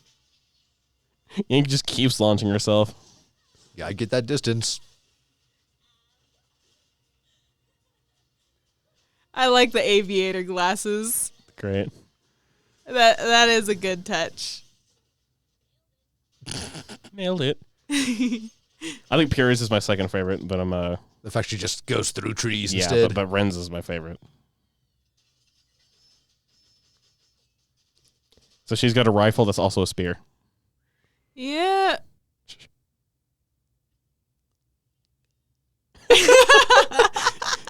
Just, yeah, I'm sorry again. just the quiet. Thank you.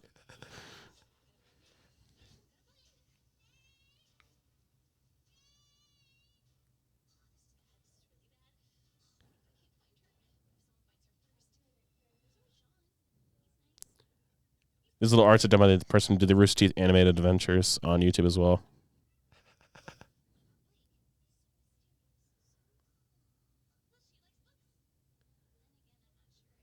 Slowly step away.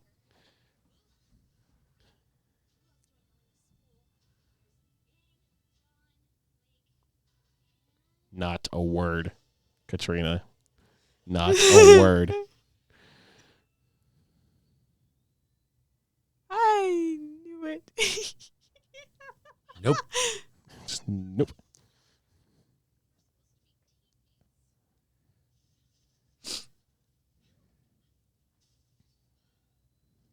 Could have words something different and not just your bare ass legs with a skirt in this harsh forest. Second person she sees. You can't get out. That's right. Follow the rules, Weiss. You came back. Yeah. You came back.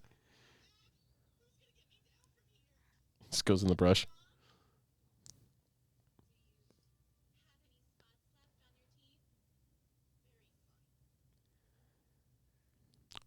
Dude, if a girl that hot is asking me to her team, yes. You say yes. And he's got a perfect view from up there. I was going to say, you get a top-down view for Cleve. Like, damn. I didn't want to be the one to say it, but damn. I didn't want to look like the pervy one for once. Oh, trust me, I'm probably the least one in my family, which is more than most people actually ever see. It's like I can't watch that episode and not think, wow, he's got a nice view.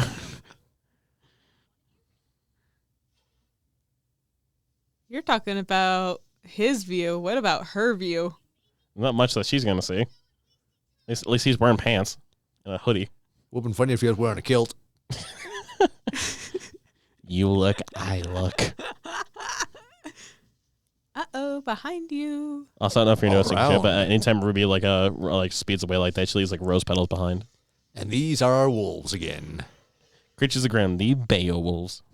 Because yes, they're called Beowulf. Every Grimm name is like on my title literature as well, so it'd be like Beowulfs is one. Because Beowulf. Alright, now that is first step. We can speak now on both of those episodes. I knew it. So I don't like how like much you're analyzing. I believe this is You don't like that how much I'm analyzing because I'm right. Because you're gonna predict everything in the first two volumes.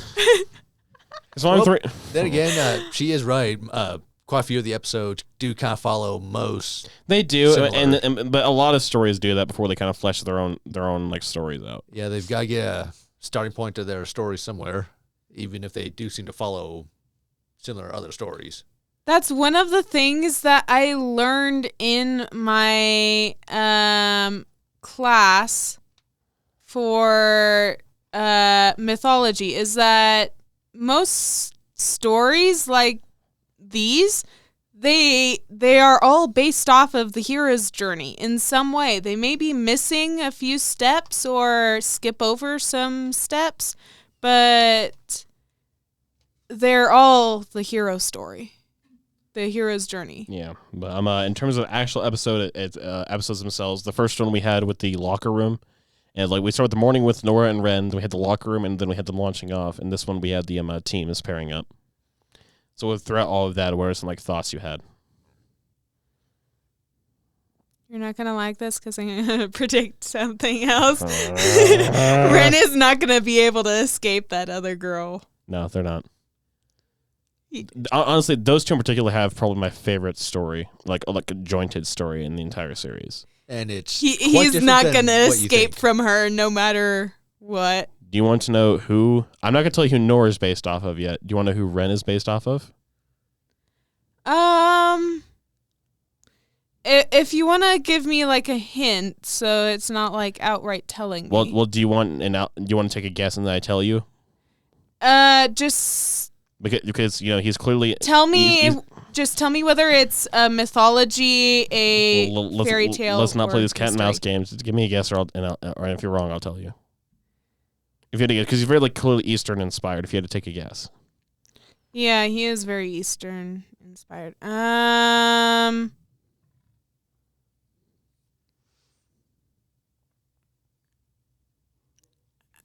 can't nail it down. There's just there's a lot of. I'll just tell you, he's Mulan. Yeah. I didn't catch that myself either. Yeah, Ren's Mulan. I'm not gonna tell you who Nora is till you see her weapon, but then Pyrrha is Achilles. Interesting. Her look is very like Greek Spartan, and they decided to choose a Greek hero to base her off of, and she's Achilles. That actually makes sense.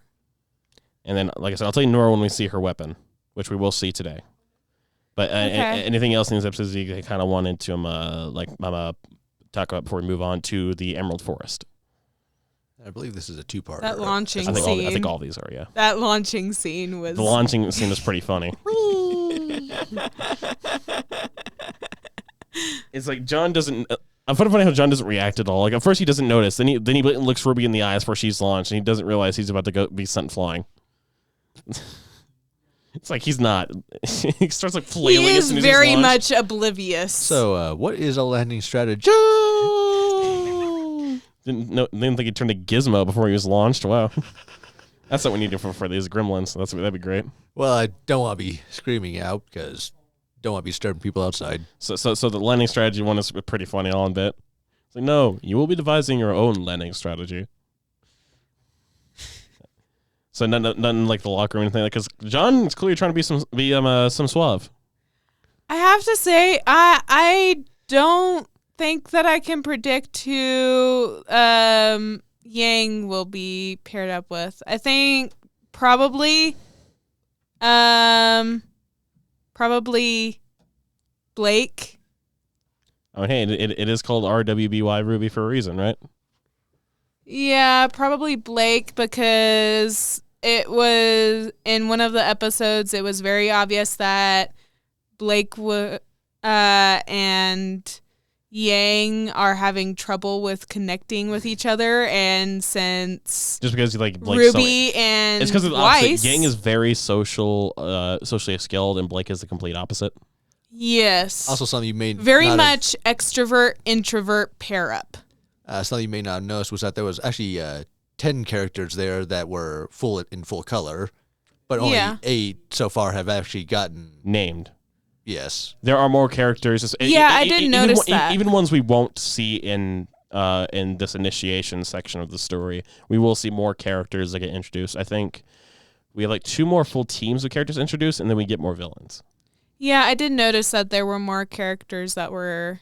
I feel like that would throw you off as to who's we paired with who, but because I thought you would be so focused on story analysis, you wouldn't think of it being called RWBY, and it was like Yang could be paired with that guy. No, I figured that they would pair her with Blake because introvert, extrovert. Yeah, and then it's pretty much established who like the 4 main characters are. Yeah. So anything else before we move on? Not even about like the stuff in the locker room or anything like that. It was very interesting to see Weiss in her fangirl era. I wouldn't necessarily say fangirl. Like you can tell she's trying to do it as like a tool to gain popularity as well. Because like Pierre she's saying like Pierre is the popular one. Mila Weiss is supposed to be the smart one. So she's trying to like cheat the system a little bit in terms of like the popularity scale. You can tell she's not like the best of people right now. Like she's not the character you necessarily want to root for. Yeah. It was funny how she was like, no, I don't want to be paired with you. So she goes to find someone else, and then her second option is Sean. It goes up and sees the dude that's been hitting on her already. And is like, oh, okay, you know what? I'll take the idiot I guess take one idiot over the other. It's like lesser of 2 evils, right? Yeah. But by no she's means, like, by no means does this make us friends. You came back. She's like, you know what? You're better than the other one. You know, I'll take the lesser 2. I'll take what I can get. All right, let's go. Because you don't want to go for number 3 and get in trouble. Yeah. And I honestly, it's one of my favorite Pierre and John scenes. Like I know we've only got a couple so far, but just like you know, do you happen to have that spot on your team? Like he tried to be so smooth before, and then she's being smooth back. It's like you know what's going on. Yeah. That shared smile. Yeah, that is a very, very. That'll be a very interesting dynamic. Like I'll be honest, all of my favorite character interactions and dynamics do not come from Team RWBY whatsoever. They all come from side characters. I feel like their dynamic is going to be a very, very interesting. I think my favorite one, especially this early, is Nora and Ren. But Pierre and John's also pretty good. Because Pyrrha is very obviously mature. She's more mature, while Jean is more of the naive. Pierre's kind of like what Ruby wants to be, if you look at it like that. Yeah. Very true. Pyrrha represents the mature, serious, sort of. I wouldn't necessarily say super serious because like she's still having fun with it. You know, do you still have the spots up in your team, like being snarky? Yeah, but I feel like that she is fun with what she does, but she's not overtly like social and like outgoing and like that kind of not the same as Blake, but she's not super serious in the way that you normally see serious characters, but she's just that right amount of seriousness. Like she it seems like she has herself figured out a little bit. Yeah, it was told about how reliable she could be since apparently she had won 4 tournaments consecutively. She's meant to be like the She's most the skilled reliable, mature, calm, collected character, while he's the very much naive. He's the opposite. He's the dead opposite of yeah. And also some we probably were talking over is Pyrrha's reaction to when they was told that she was the face of the cereal. She kind of laughs a bit because they're like, really? That's what you know me by? But then she said, the cereal I was feel not actually like all that that great. kind of endeared him to her because she was like, okay, he knows me as a cereal mascot. Yeah, it's like Weiss lists off all these like genuine huntress feats of hers, and then she has to resort to like a branding thing, and that's how Jean knew her. It's like a very endearing thing for her to hear. It's like you don't know me for all of my feats as a warrior or a huntress. You know me because I was in the Pumpkin Pete's box. yeah. And the fact that she just says, it's not really all that healthy for you. Like she gets a good laugh out of it. She gets a good laugh out of it. You know, it's like it's almost weird to think that if she hadn't done that, like this other dude might not have recognized her whatsoever. And it's kind of funny. It's a funny introduction between two characters. Yeah. And it's also Weiss was kind of trying to drive a wedge between them, but in the end, she just kind of made them come together even more. It's like Pierre, like, you know, try to like make it like be nice and feel good, and it's like, oh, stop, and the wife's like, seriously, stop. This shouldn't be encouraged. Like it's like a three-way dynamic between the three where you see how different each of them is, and it's like a good scene in that kind of context. But also, if you think about it, it also kind of tells you a bit about how a little bit of Pyrrha's background, and that she's probably tired of always being praised for being so good. Yeah, it's a good way to give character background because it's not like her saying it. It's not like being introduced in a rough way. It's literally Weiss listing it off to tell Jean why he should just go away. And the fact that he doesn't know any of it is probably interesting to her because effectively Jean does not know who she is. In a way, Jean, even though Ruby's the main character, Jean is the vehicle for the audience's knowledge. Because he's the one asking questions who doesn't know anything. He's sort of the question vehicle for the audience. He's the country hick. What'd you say to me? How do I call out for that now? John pulls out his new weapon. It's just a banjo. Oh,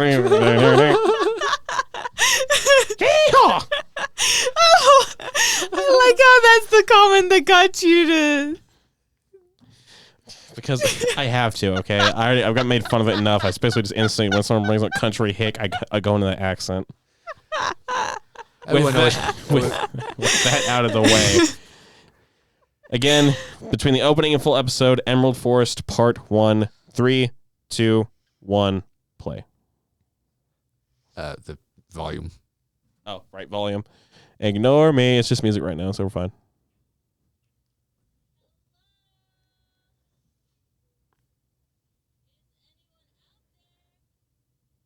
The throwing arms back and forth walk is kind of hokey, but, you know, I'm done talking about animation details. Katrina.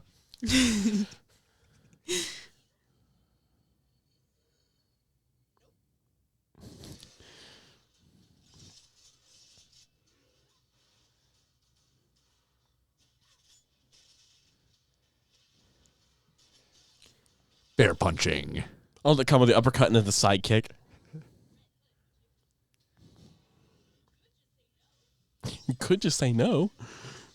I like the fact that these are bear-like monsters. They're called Uh-oh. Ursa. And I don't know what the correlation with that is, but they're called Ursa.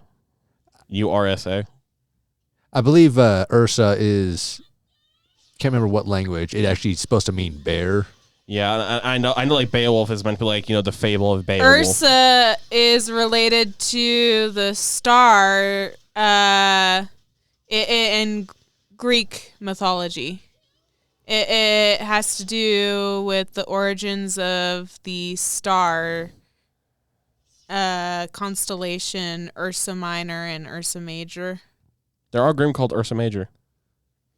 They're like bigger spiky versions of that called Ursa Major.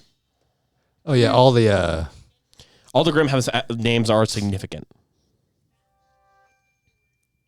Yeah, that does have ties to mythology, though.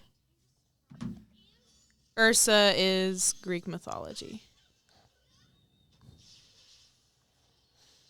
poetry.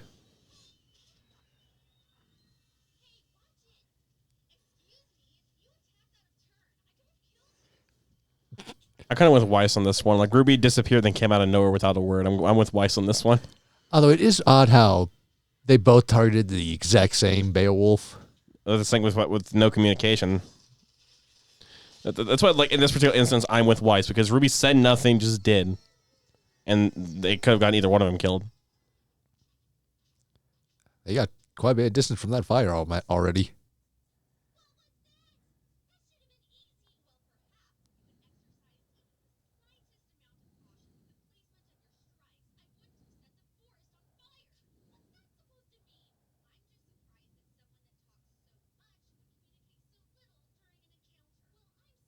That's good. Like I said, I'm with Weiss on this one. Like Ruby is very much like the childish one.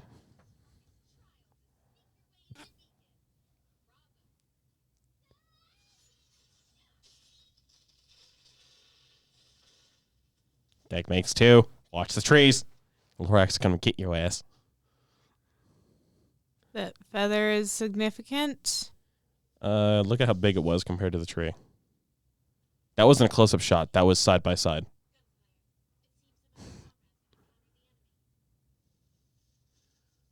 Whack.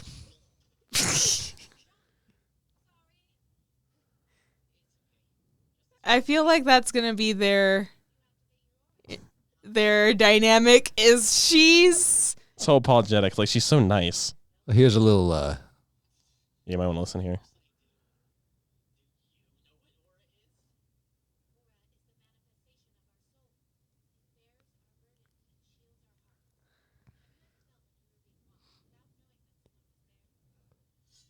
I love like visual explanation as well. Using Ren as like the visual aid while Pierre explains.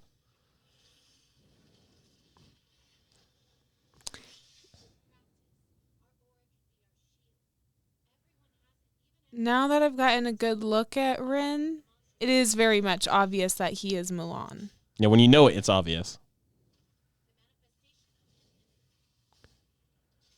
So Well, I feel like it's starting to get more into the Mulan-like characteristics now. So they talk about how all humans and animals have souls and can produce aura, but the Grimm don't because the Grimm are soulless.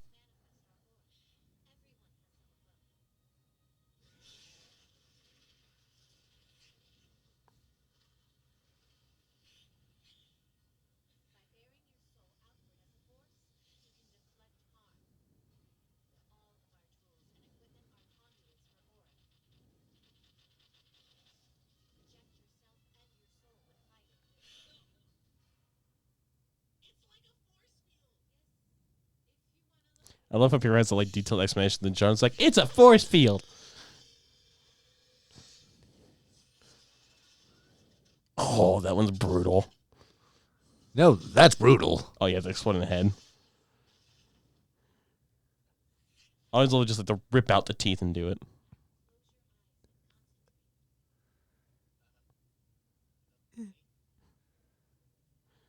Like, sure thing, pretty lady.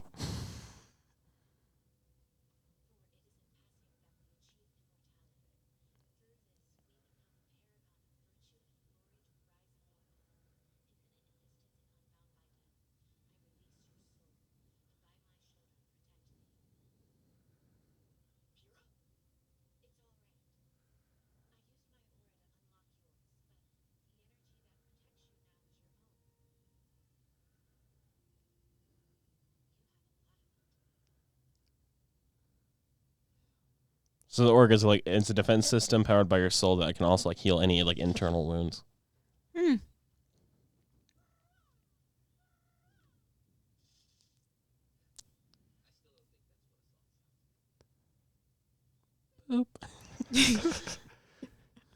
Catchphrases. I'm hinting him to track after that too, so that's a great track too. Yeah. What was that snake room called again? King Taijutsu is what the snake ones are called. I feel like I should recognize the name for some reason, but I can't think of why. Well, that snake, although it looked like two snakes, it was actually just one single snake with two heads at each end. Oh. It was like a Siamese snake. Okay, so we have Emerald Forest Part 2 pulled up.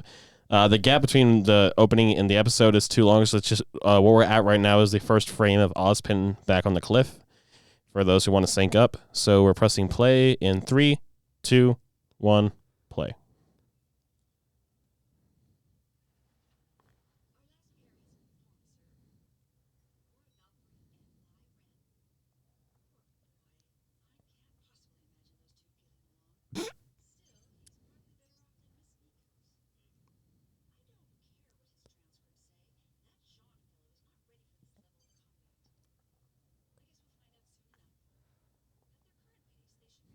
Maybe the teachers are like hating on John.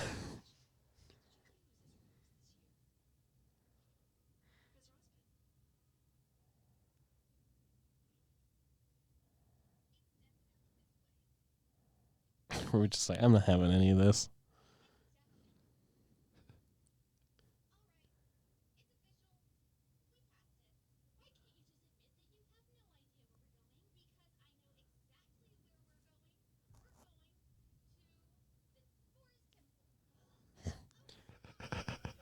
I'm no longer with Weiss on this one.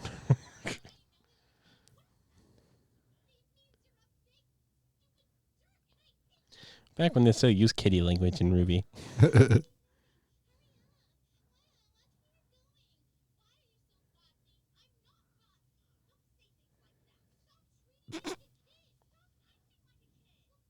Great defense. Stop being what I'm calling you.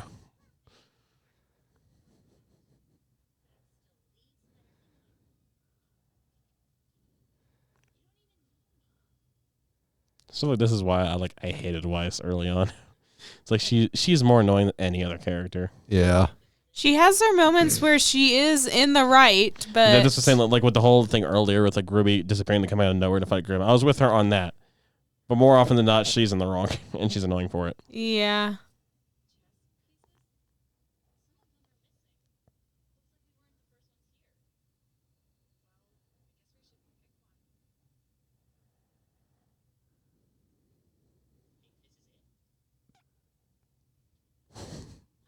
Two very different scenarios. Like, hey, we found the pieces. Think this is it. Creepy ass cave.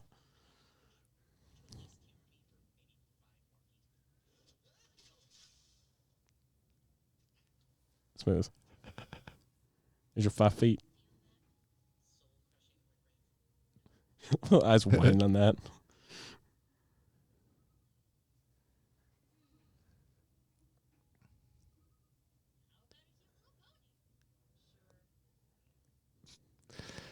The fact that Yang doesn't know chess. I would expect her to. I like how now that they're like paired up, like Blake's like smiling and like just getting along fine.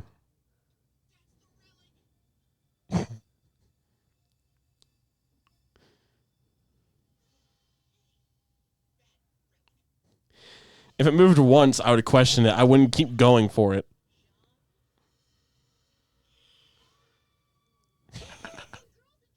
I love that some girl's in trouble. Like it's a dumb joke, but it's so good. It is. Why are you still hanging on? Because Oh, hold on.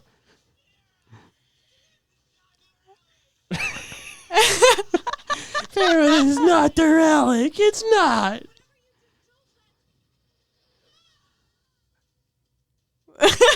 I feel so bad for Jean, man. It's like, He's always getting tossed. even when he wins, he loses. Like he gets paired up with the hottest girl in the class, and then he gets thrown about like a rag doll by Grimm. And hard cut because budget. All right. That is the Emerald Forest. I believe we have one longer episode to end the halfway through the season, and that'll be our commentary for the day. Before we do that, Emerald Forest. We had everyone landing in, getting their partners, all that. We had everyone kind of making their way through the forest. RWBY and Wyatt aren't getting along. Everyone else absolutely I have is. a question. Who is that? What is that ginger's name again? Nora. The ginger or the redhead? The ginger. Nora. Nora? Nora's the one with Ren. Yeah. I'm trying to think. She reminds me of someone, but I can't think of who. You're not going to get it from her personality. You will get it from her weapon. That's what I'm saying. Like, I'll wait to tell you. But in terms of these, I know not a ton like major happened these last 2 episodes. So we're not going to wait on these ones as long. But anything particular you guys want to like call it or talk about before we move on to our final episode for the day, I believe. Actually, we don't even know Nora's ability until midway through season 2. Nora's semblance we do not know until volume 3, my friend. There's a lot of character semblances you actually don't get till later, just because they don't want to cram everyone's like backstories in, so they wait till it's like a good time. It's like why we're going back and forth about this, Katrina. But in terms of like these 2 episodes, I know there's not a ton, but you got like the explanation of what aura is and like what it does for anyone who has a soul. I like the fact that I let me say this. I find it interesting, not so much. I'm kind of iffy on whether I like it or not. That their soul is like what protects them? No, that the fact that the female story characters who in their story dressed up as males are actually males in this. Like Mulan? Mulan and Jean. Well, he's just a gender bend, though. No. Joan of Arc pretend to be a man, yes, but he's just a gender bend of Joan of Arc. Same with Lyren is. He's named Ren. Ren is his last name. It's Lyren. So they treat his naming convention like Eastern. So they call him Ren as his last name. But it's Lyren. But I get what you mean by that. Some of the characters are like gender bent, which isn't necessarily a bad thing. I think it's funny that now they point out, yeah, the ones that there were females dressing themselves as males are males. I didn't think of that till now. So that's nice work. But anything else in particular before you move on? I know aside from Aura, not a ton happened, but yeah. Now I think the this episode in particular, it very much the Mulan characteristics did come through in the fight that he had with the snake. He's really flowy with his attacks. Yeah, flowy and counter based. Like when the taijutsu came at him, he stopped it with his aura, then ripped out the fangs, like punctured its head. And like the martial arts, he very much does rely on his style of fighting is very much based off of actual martial arts. And even his weapons are short range. They're SMGs with just short blades on the end. Yeah, and the fact that they resemble Jade, which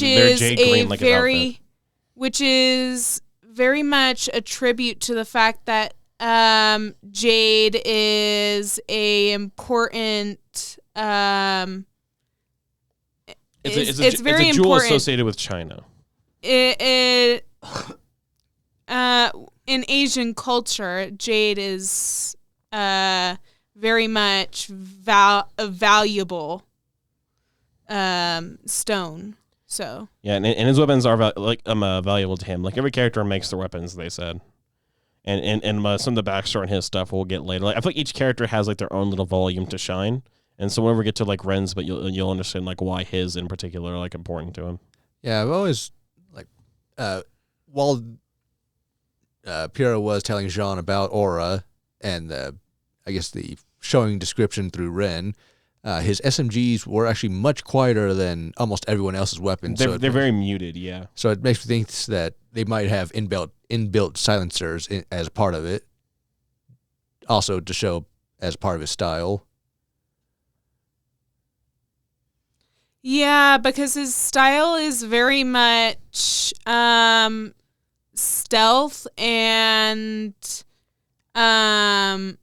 using the enemy's movements against them. Yeah, like his comments are counter based, and like wasn't Mulan how she beat like that general guy in the movie? Like she like countered and used like his moves against him. The entirety of the movie is the fact that Mulan used untraditional methods in order to achieve what she couldn't do because she wasn't actually a man. So. Which I'll point out first is like prove like she can do whatever other men can do, but like she can do whatever other men can do, but she has to find another way to do it. Yeah, it's like my Yang. Everyone else is like very like forward. Attack based styles. Ren's is almost defensive. Yeah, Ren's. It very much leans into the fact that Mulan has to get creative in order to be on equal ground. Yeah. So, anything else before we watch our final episode for the day? I am very much liking the side character dynamics. The like between Jean and Pyrrha. Yeah. Like I said, I think my favorite character dynamics, just because they click so well, is and Ren and or the side character one. So right now, Jean and Pyrrha and Nora and Ren. Nora and Ren and Jean and Pyrrha are, I feel like they have very good dynamics going on. And with Nora and Ren, you kind of feel the history between them. Like it's implied that they came here together. They've been friends for a while. Like they're a pair that has already the childhood friend trope. Yeah, like they've clearly have history with each other. Everyone else is trying to adjust to these new people, new faces. Yeah, and I found it interesting that even though they had some awkward tension between them in the first few. It's almost sibling. Like Nora's the annoying sibling that keeps talking, and Ren is the older brother that's just like listening, wishing to finish, and goes, Nora, I'm like supposed to make a lot of noise. That's why it's perfect. And also with Yang and Blake, their dynamic. Yang very much takes the lead, and I feel like that actually pairs very well with Blake because she's more the quiet one. She wouldn't be a leader because she's not the type to give orders. It's like, how about this cute pony? Sure. It's like it's two lines of dialogue that sums it up very well. That scene in particular very much showed how set the tone for their partnership. Yeah, it's like everyone has like chosen perfect partners, and now we'll just see where everything goes. Yeah. All right. So our final episode of the day, episode 8, Players and Pieces. We are in between the black space of the opening and actually what? I'll rewind. We'll go through the opening one more time today. So very first frame of the episode. 3. Muted, right? Volume. You're right. All right. Last episode. At the very beginning, we'll watch through the opening one last time. 3, 2, 1, play.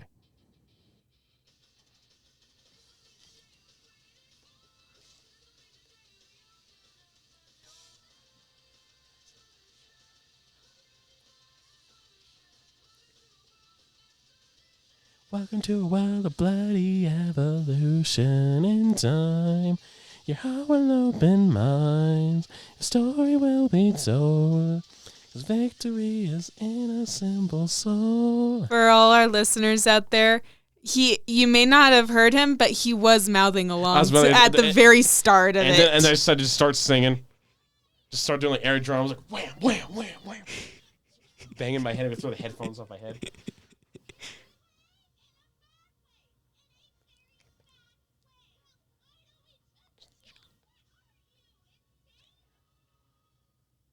Yes.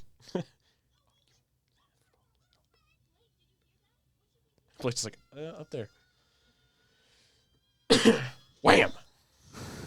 Saved by the Deathstalker.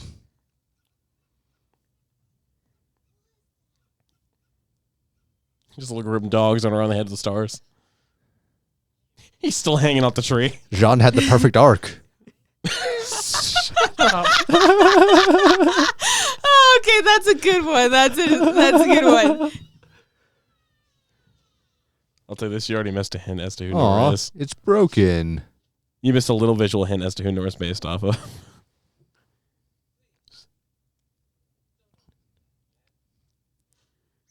It's already gone. Yeah.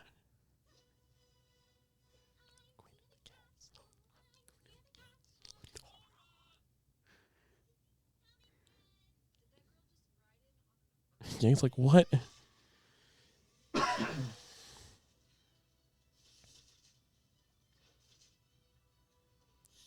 Where's her? Oh, wait. Where'd her shield go? On her back. Let me down, damn it. Nora! I feel like you'd really like Nora, Katrina. I am very much liking her.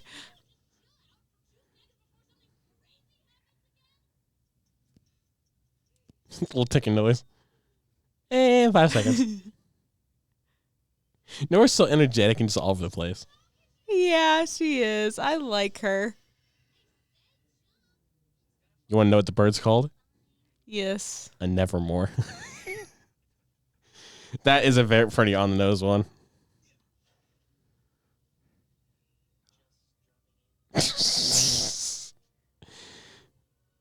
Yeah, I didn't think this one went through, did you, pal? Well, that's the closest he's ever going to get to a hug. Oh. I can feel that one, man. Yeah, Pierre's still being chased in the background. It's like, is anyone going to help? No one helped John out of the tree. No one's helping Pierre with the Death Stalker.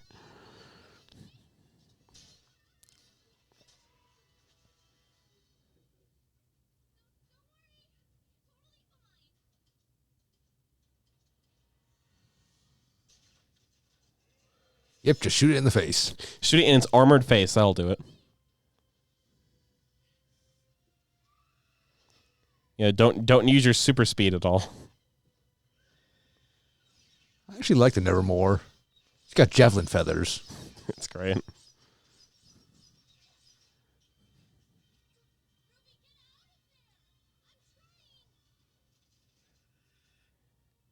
Yep, don't take the cloak off.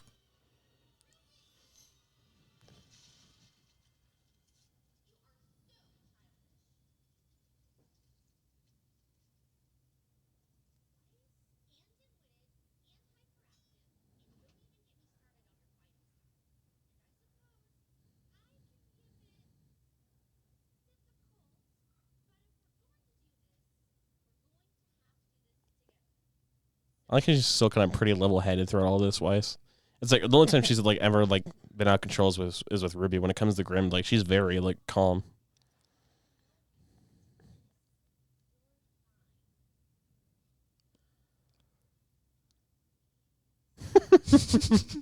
Normal knees. Because remember in the first episode, she's like, I want to be a normal girl with normal knees. Oh, I'm being hooked by that girl. She's going face first in that, man. It's like going into a waterbed. Mochi.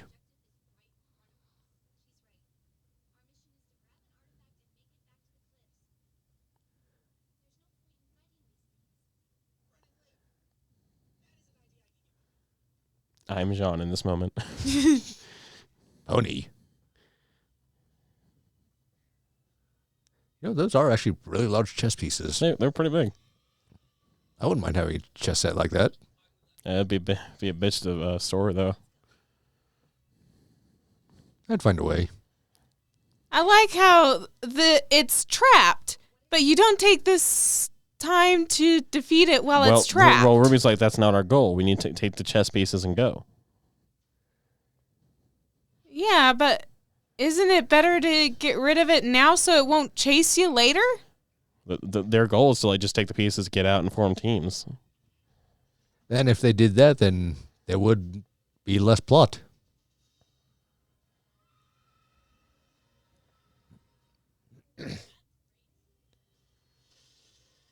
See?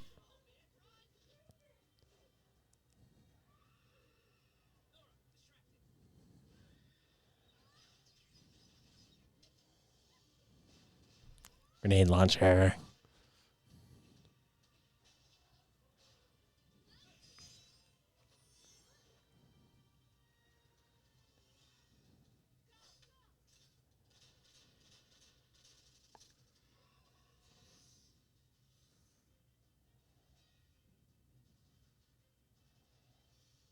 I'm coming back for ya.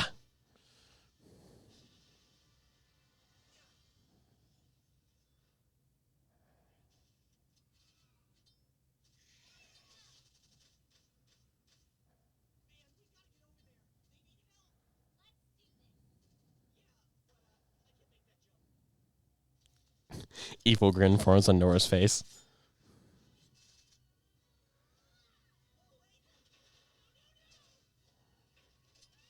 So her weapon is a grenade launcher that's also a hammer. Because Nora is Thor. That makes sense.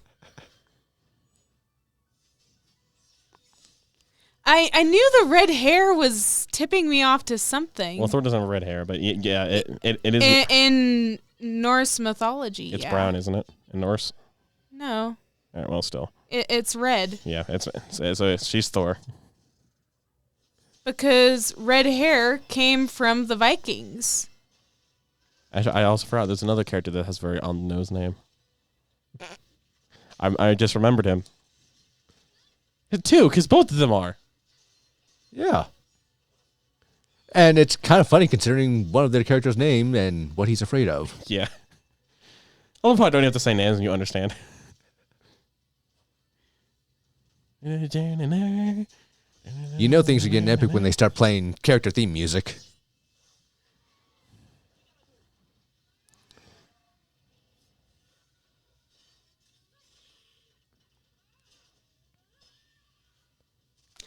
I like the fact that the two shield characters were put together. Yeah, they put up front too. They both like charged in so that because they had the cover. Ooh, right in the eye. And a broken back. Ren I always forget how Ren's just kind of thrown out of this fight, and the teamwork part is just the other three. Oh, yeah. And I like how the fact that there's quite a few of these monsters are based off of mythology creatures. Yeah, and they're all named for something.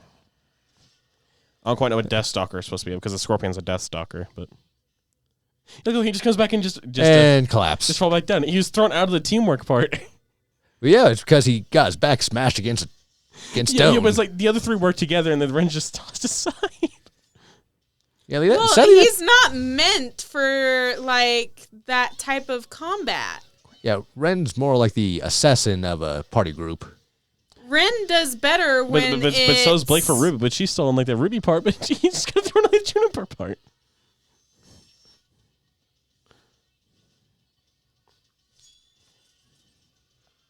Ren is less of an assassin and more of like an ambusher. I mean, that's kind of the same thing. I mean, like there wasn't like teamwork, and like Blake's like the equivalent, but she's still here for the teamwork part. And now, well, can you? Of course I can.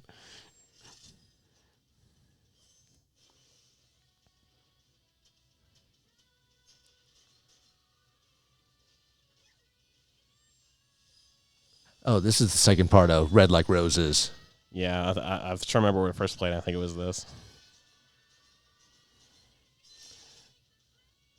Like the trailers were like show of combat, but I feel like this fight against the Nevermore is where it really showed its choreography work.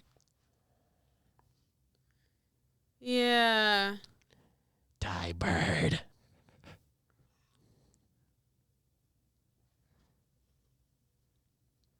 No more, nevermore. He is alive, nevermore.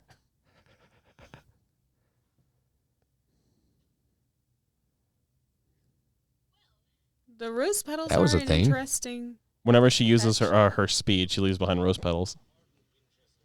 Huh.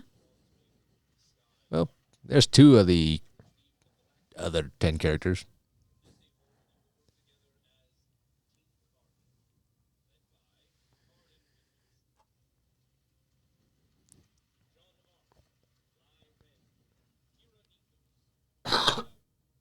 Oh yeah, her name's Nora Valkyrie too. So Well, if I had known that, it would have been obvious. yeah, but then you might have guessed the Valkyrie. She also has a hammer on the back of her jacket too. Hey, John's a leader. So we will punch the door.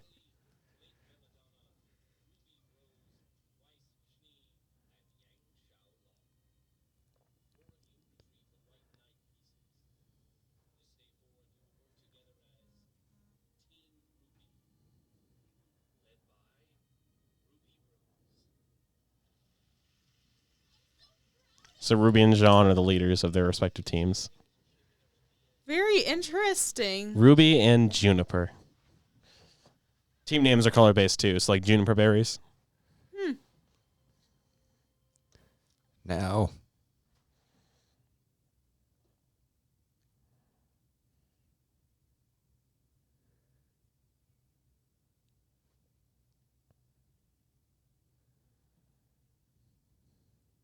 Of course, we have to switch POV to the bad guy. I like your favorite animation, the cigar. well, at least it's now more in his mouth instead of in his mouth. He's only using his lips. Yeah, but that is more on point with cigars. You kind of. That one just appeared in his hand, though. Well, it's like first of all, cops, dumb cops, in the bottom left. Yeah. Like okay, I'm gonna stop. All right, well, there is your first taste of RWBY. Yeah. So let's talk about the immediate episode of Players and Pieces, and then we'll have a short wrap up before we move on to our next recording session. So, Players and Pieces, thoughts? It was a very good chance for us to get a visualization of the team dynamics. Yep. Well, once you had the certain Paris talking to you, kind of figured who'd get to the. You have Team RWBY, with Ruby, Weiss, Blake, and Yang, and then Team Juniper with Jean, Nora, Pyrrha, and Ren. And then we got one other team that was Team named. Cardinal, which we did not see in the we saw them at the start with the launching pads, but did not see them afterwards. And the only character we actually heard the name of is Cardin Winchester. We heard all four names. I always forget them. I remember three of the four. I remember Cardin Winchester is the leader. There's Dove Bronzewing. Winchester. Yeah, he does look like Jensen Ackles. Then you have Dove Bronzewing and Skylark. I forget the fourth dude's name. Yeah, I think the fourth one is just never really seen, even when he actually has a part. Most of the team isn't really seen at all. They don't have major parts. It was just kind of to fill out the character roster besides the 8 characters that you constantly see. Yeah. I feel like when they were coming up with those names, they were just asking people who their favorite, to list some of their favorite characters' names or some of their favorite characters' nicknames. That's probably how quite a few people would have to go about making names, considering some people just have trouble with naming aspects, like myself. Winchester from Supernatural. He's kind of blatantly. Well, it also could have been Winchester Rifle. Could. But then there's also something. You mentioned someone whose name is Skylark. Sky Space Lark. Yep. Sky Space Lark. Yep. Chip Skylark. Do you know what character has that nickname? Who?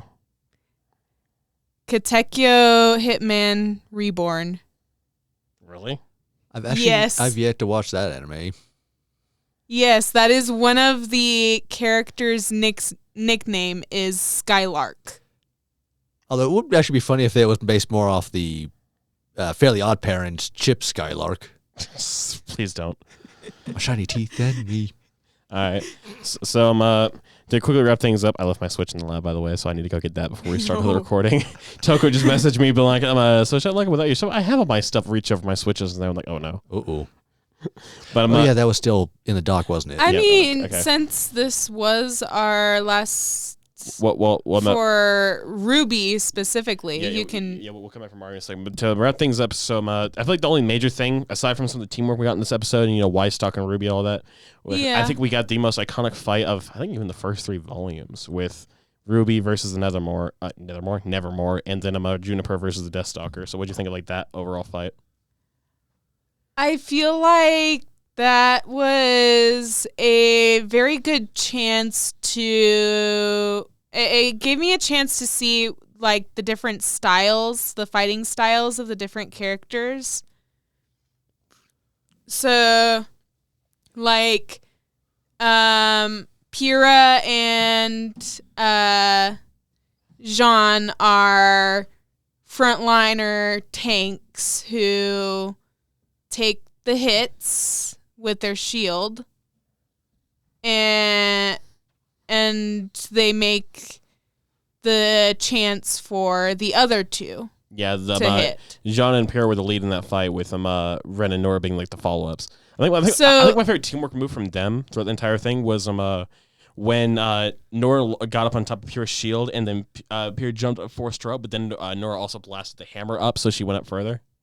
Well, so I think for team formations on that one, it's like Jean is one of the close combat, slightly more ranged with his sword and his shield. He's a mid-range. Also, he's a mid-range, and he also has the shield, but so he's sort of also the tank.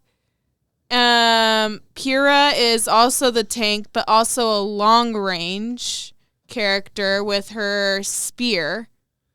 Oh, she was also able to throw her shield Captain America style to sever the tail that Ren had weakened. Yeah, it was straight up. I didn't get to say it in the actual watch through, but it was straight up Captain America threw it, cut through, came back, and she caught it. Which is actually kind of funny considering it was actually Jean who simply called her name, and Pyrrha seemed to know exactly what. Yeah, like Jean wasn't super active, but he was like commanding. He was saying, "Hey, do this, do this, do this." He's a strategist. And then Jean called out Nora hammer or Nora nail, and Pyrrha and Nora just seemed to know exactly. They kind of clicked, yeah. And I feel like he was showing he had the capacity to lead. Jean's the biggest aspect with Jean is the fact that he is able to recognize a character's strengths and direct them in the way that they will be most useful. He's battle smart. He's a battle strategist. He's clearly inexperienced, but he is battle smart. Yeah, and that sort of leans towards his origin from Joan of Arc, like his origin story, because like what he's based off of. Yeah, that sort of leans into his origin story, and I also see Nora is obviously the heavy hitter. Yeah, she's the gang equivalent team. She's the tank bruiser. Yeah, she is the equivalent of the tank bruiser, and Ren is the one who does constant damage, but it does like constant small damage. Chipper. Yeah, he's the one who chips away at the health while the others take the attention off of him. He's kind of the fastest one. I feel like he's almost the equivalent of RWBY in the sense that it's very like fast paced, just do a little bit of damage and get out of the way. Combat strategy. Yeah, I've always seen Ren as a chipper and distraction type character. So that not a distraction, because he needs the others to distract in order to be the most effective.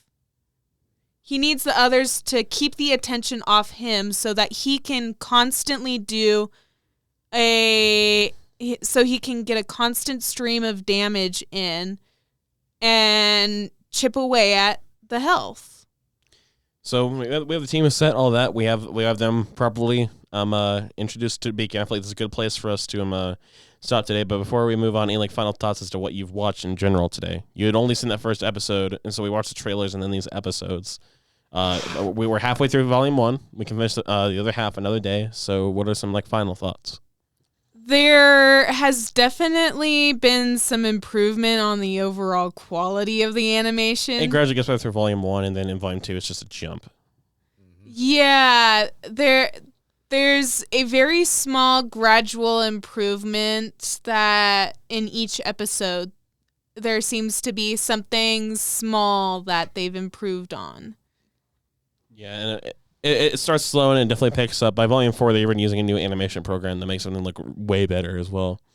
Yeah. So if you're to pick one, we're going to have to wrap this a little bit. We have to take a little break between recordings, and then we still have a movie to watch before 6 o'clock. But or we could like go into it a little into our event tonight a little bit. Like we can wrap up then go. It's going on for 4 hours. But before we fully wrap ourselves up right now, anything else like find like let's say who's your favorite character to kind of close this out as a fresh face to RWBY, because like Lucas's is Nora and mine is Blake. I think my favorite character is actually Jean. Jean, that's a good pick. I think Jean's like the most relatable. Like I say, he's kind of the vehicle for audience knowledge, but he also has like his own quirks that make him a character, not just a vehicle. Yeah, he's a good guy, but he obviously is going through his own struggles, and he is constantly being looked down on. Yeah, like I kind of say he always gets it rough here, and it's like, and then Pierre's like so nice to him. It's like he tries to flirt with Weiss, get on a team with them, and then like Pierre's so nice, and Weiss like stop that, and then they get out to the forest, and he had the worst launch. He was probably gonna face plant or like die in impact without Pierre saving him. Pierre comes and he's like, "Do you still have those spots in your team?" Like being snarky, but kind of flirty at the same time. It's like, dude, if a hot girl like that is asking me in your team, you take it. You take it. Yeah, but he probably isn't really thinking about that because he's kind of innocent. Yeah, he's not, but us as audience members, like, dude, you go for that right now. First of all, you need a teammate to keep you alive anyway. That's the most skilled person there. But dude, and the fact that she was able to do that saving throw from that distance. Oh yeah, I'd also like to point out that I just thought of this. If Jean's supposed to be the Peter Parker, Pyrrha is redhead, green eyes. That's Mary Jane Watson. It is. Currently, we're at a role reversal right now. All right, but so John's your favorite character kind of because he's quirky, he's like learning it. He's clearly like battle smart at least because he was like starting to strategize like we can do this. And I actually do tend to favor those characters who are more battle smart because that's actually what I like to do. I like to get a handle on the battle and strategize. That is very much me. I feel like we have our two characters that have room to change the most with Weiss and Jean. Yeah. Weiss needs to grow emotionally, and then Jean needs to grow as a huntsman. Yeah. Yeah, I feel like those two are the characters who have the most character growth to go through. All right, so anything else before we wrap this up? I think that's it. All right. I like to talk about the music, but we're burning candles on both ends here for time. So this is our first show reaction to RWBY. I think this is our only show right now until we clear some good distance on this and kind of figure out more of a solid schedule for these commentary recordings when compared to the podcasts. Yeah, we have Fresh Face Katrina who's loving the show so far despite some flaws, but those flaws will quickly disappear. Trust me. So we're glad to kind of help you in through this. This has been Gage. And this is Katrina. And this is Lucas. And thank you for watching this commentary. More RWBY will be coming soon, and so will more movie commentaries like our Sonic one before. So it's been fun. We have some more stuff to do before we kind of relax tonight. So have a good night, people. Bye. Goodbye.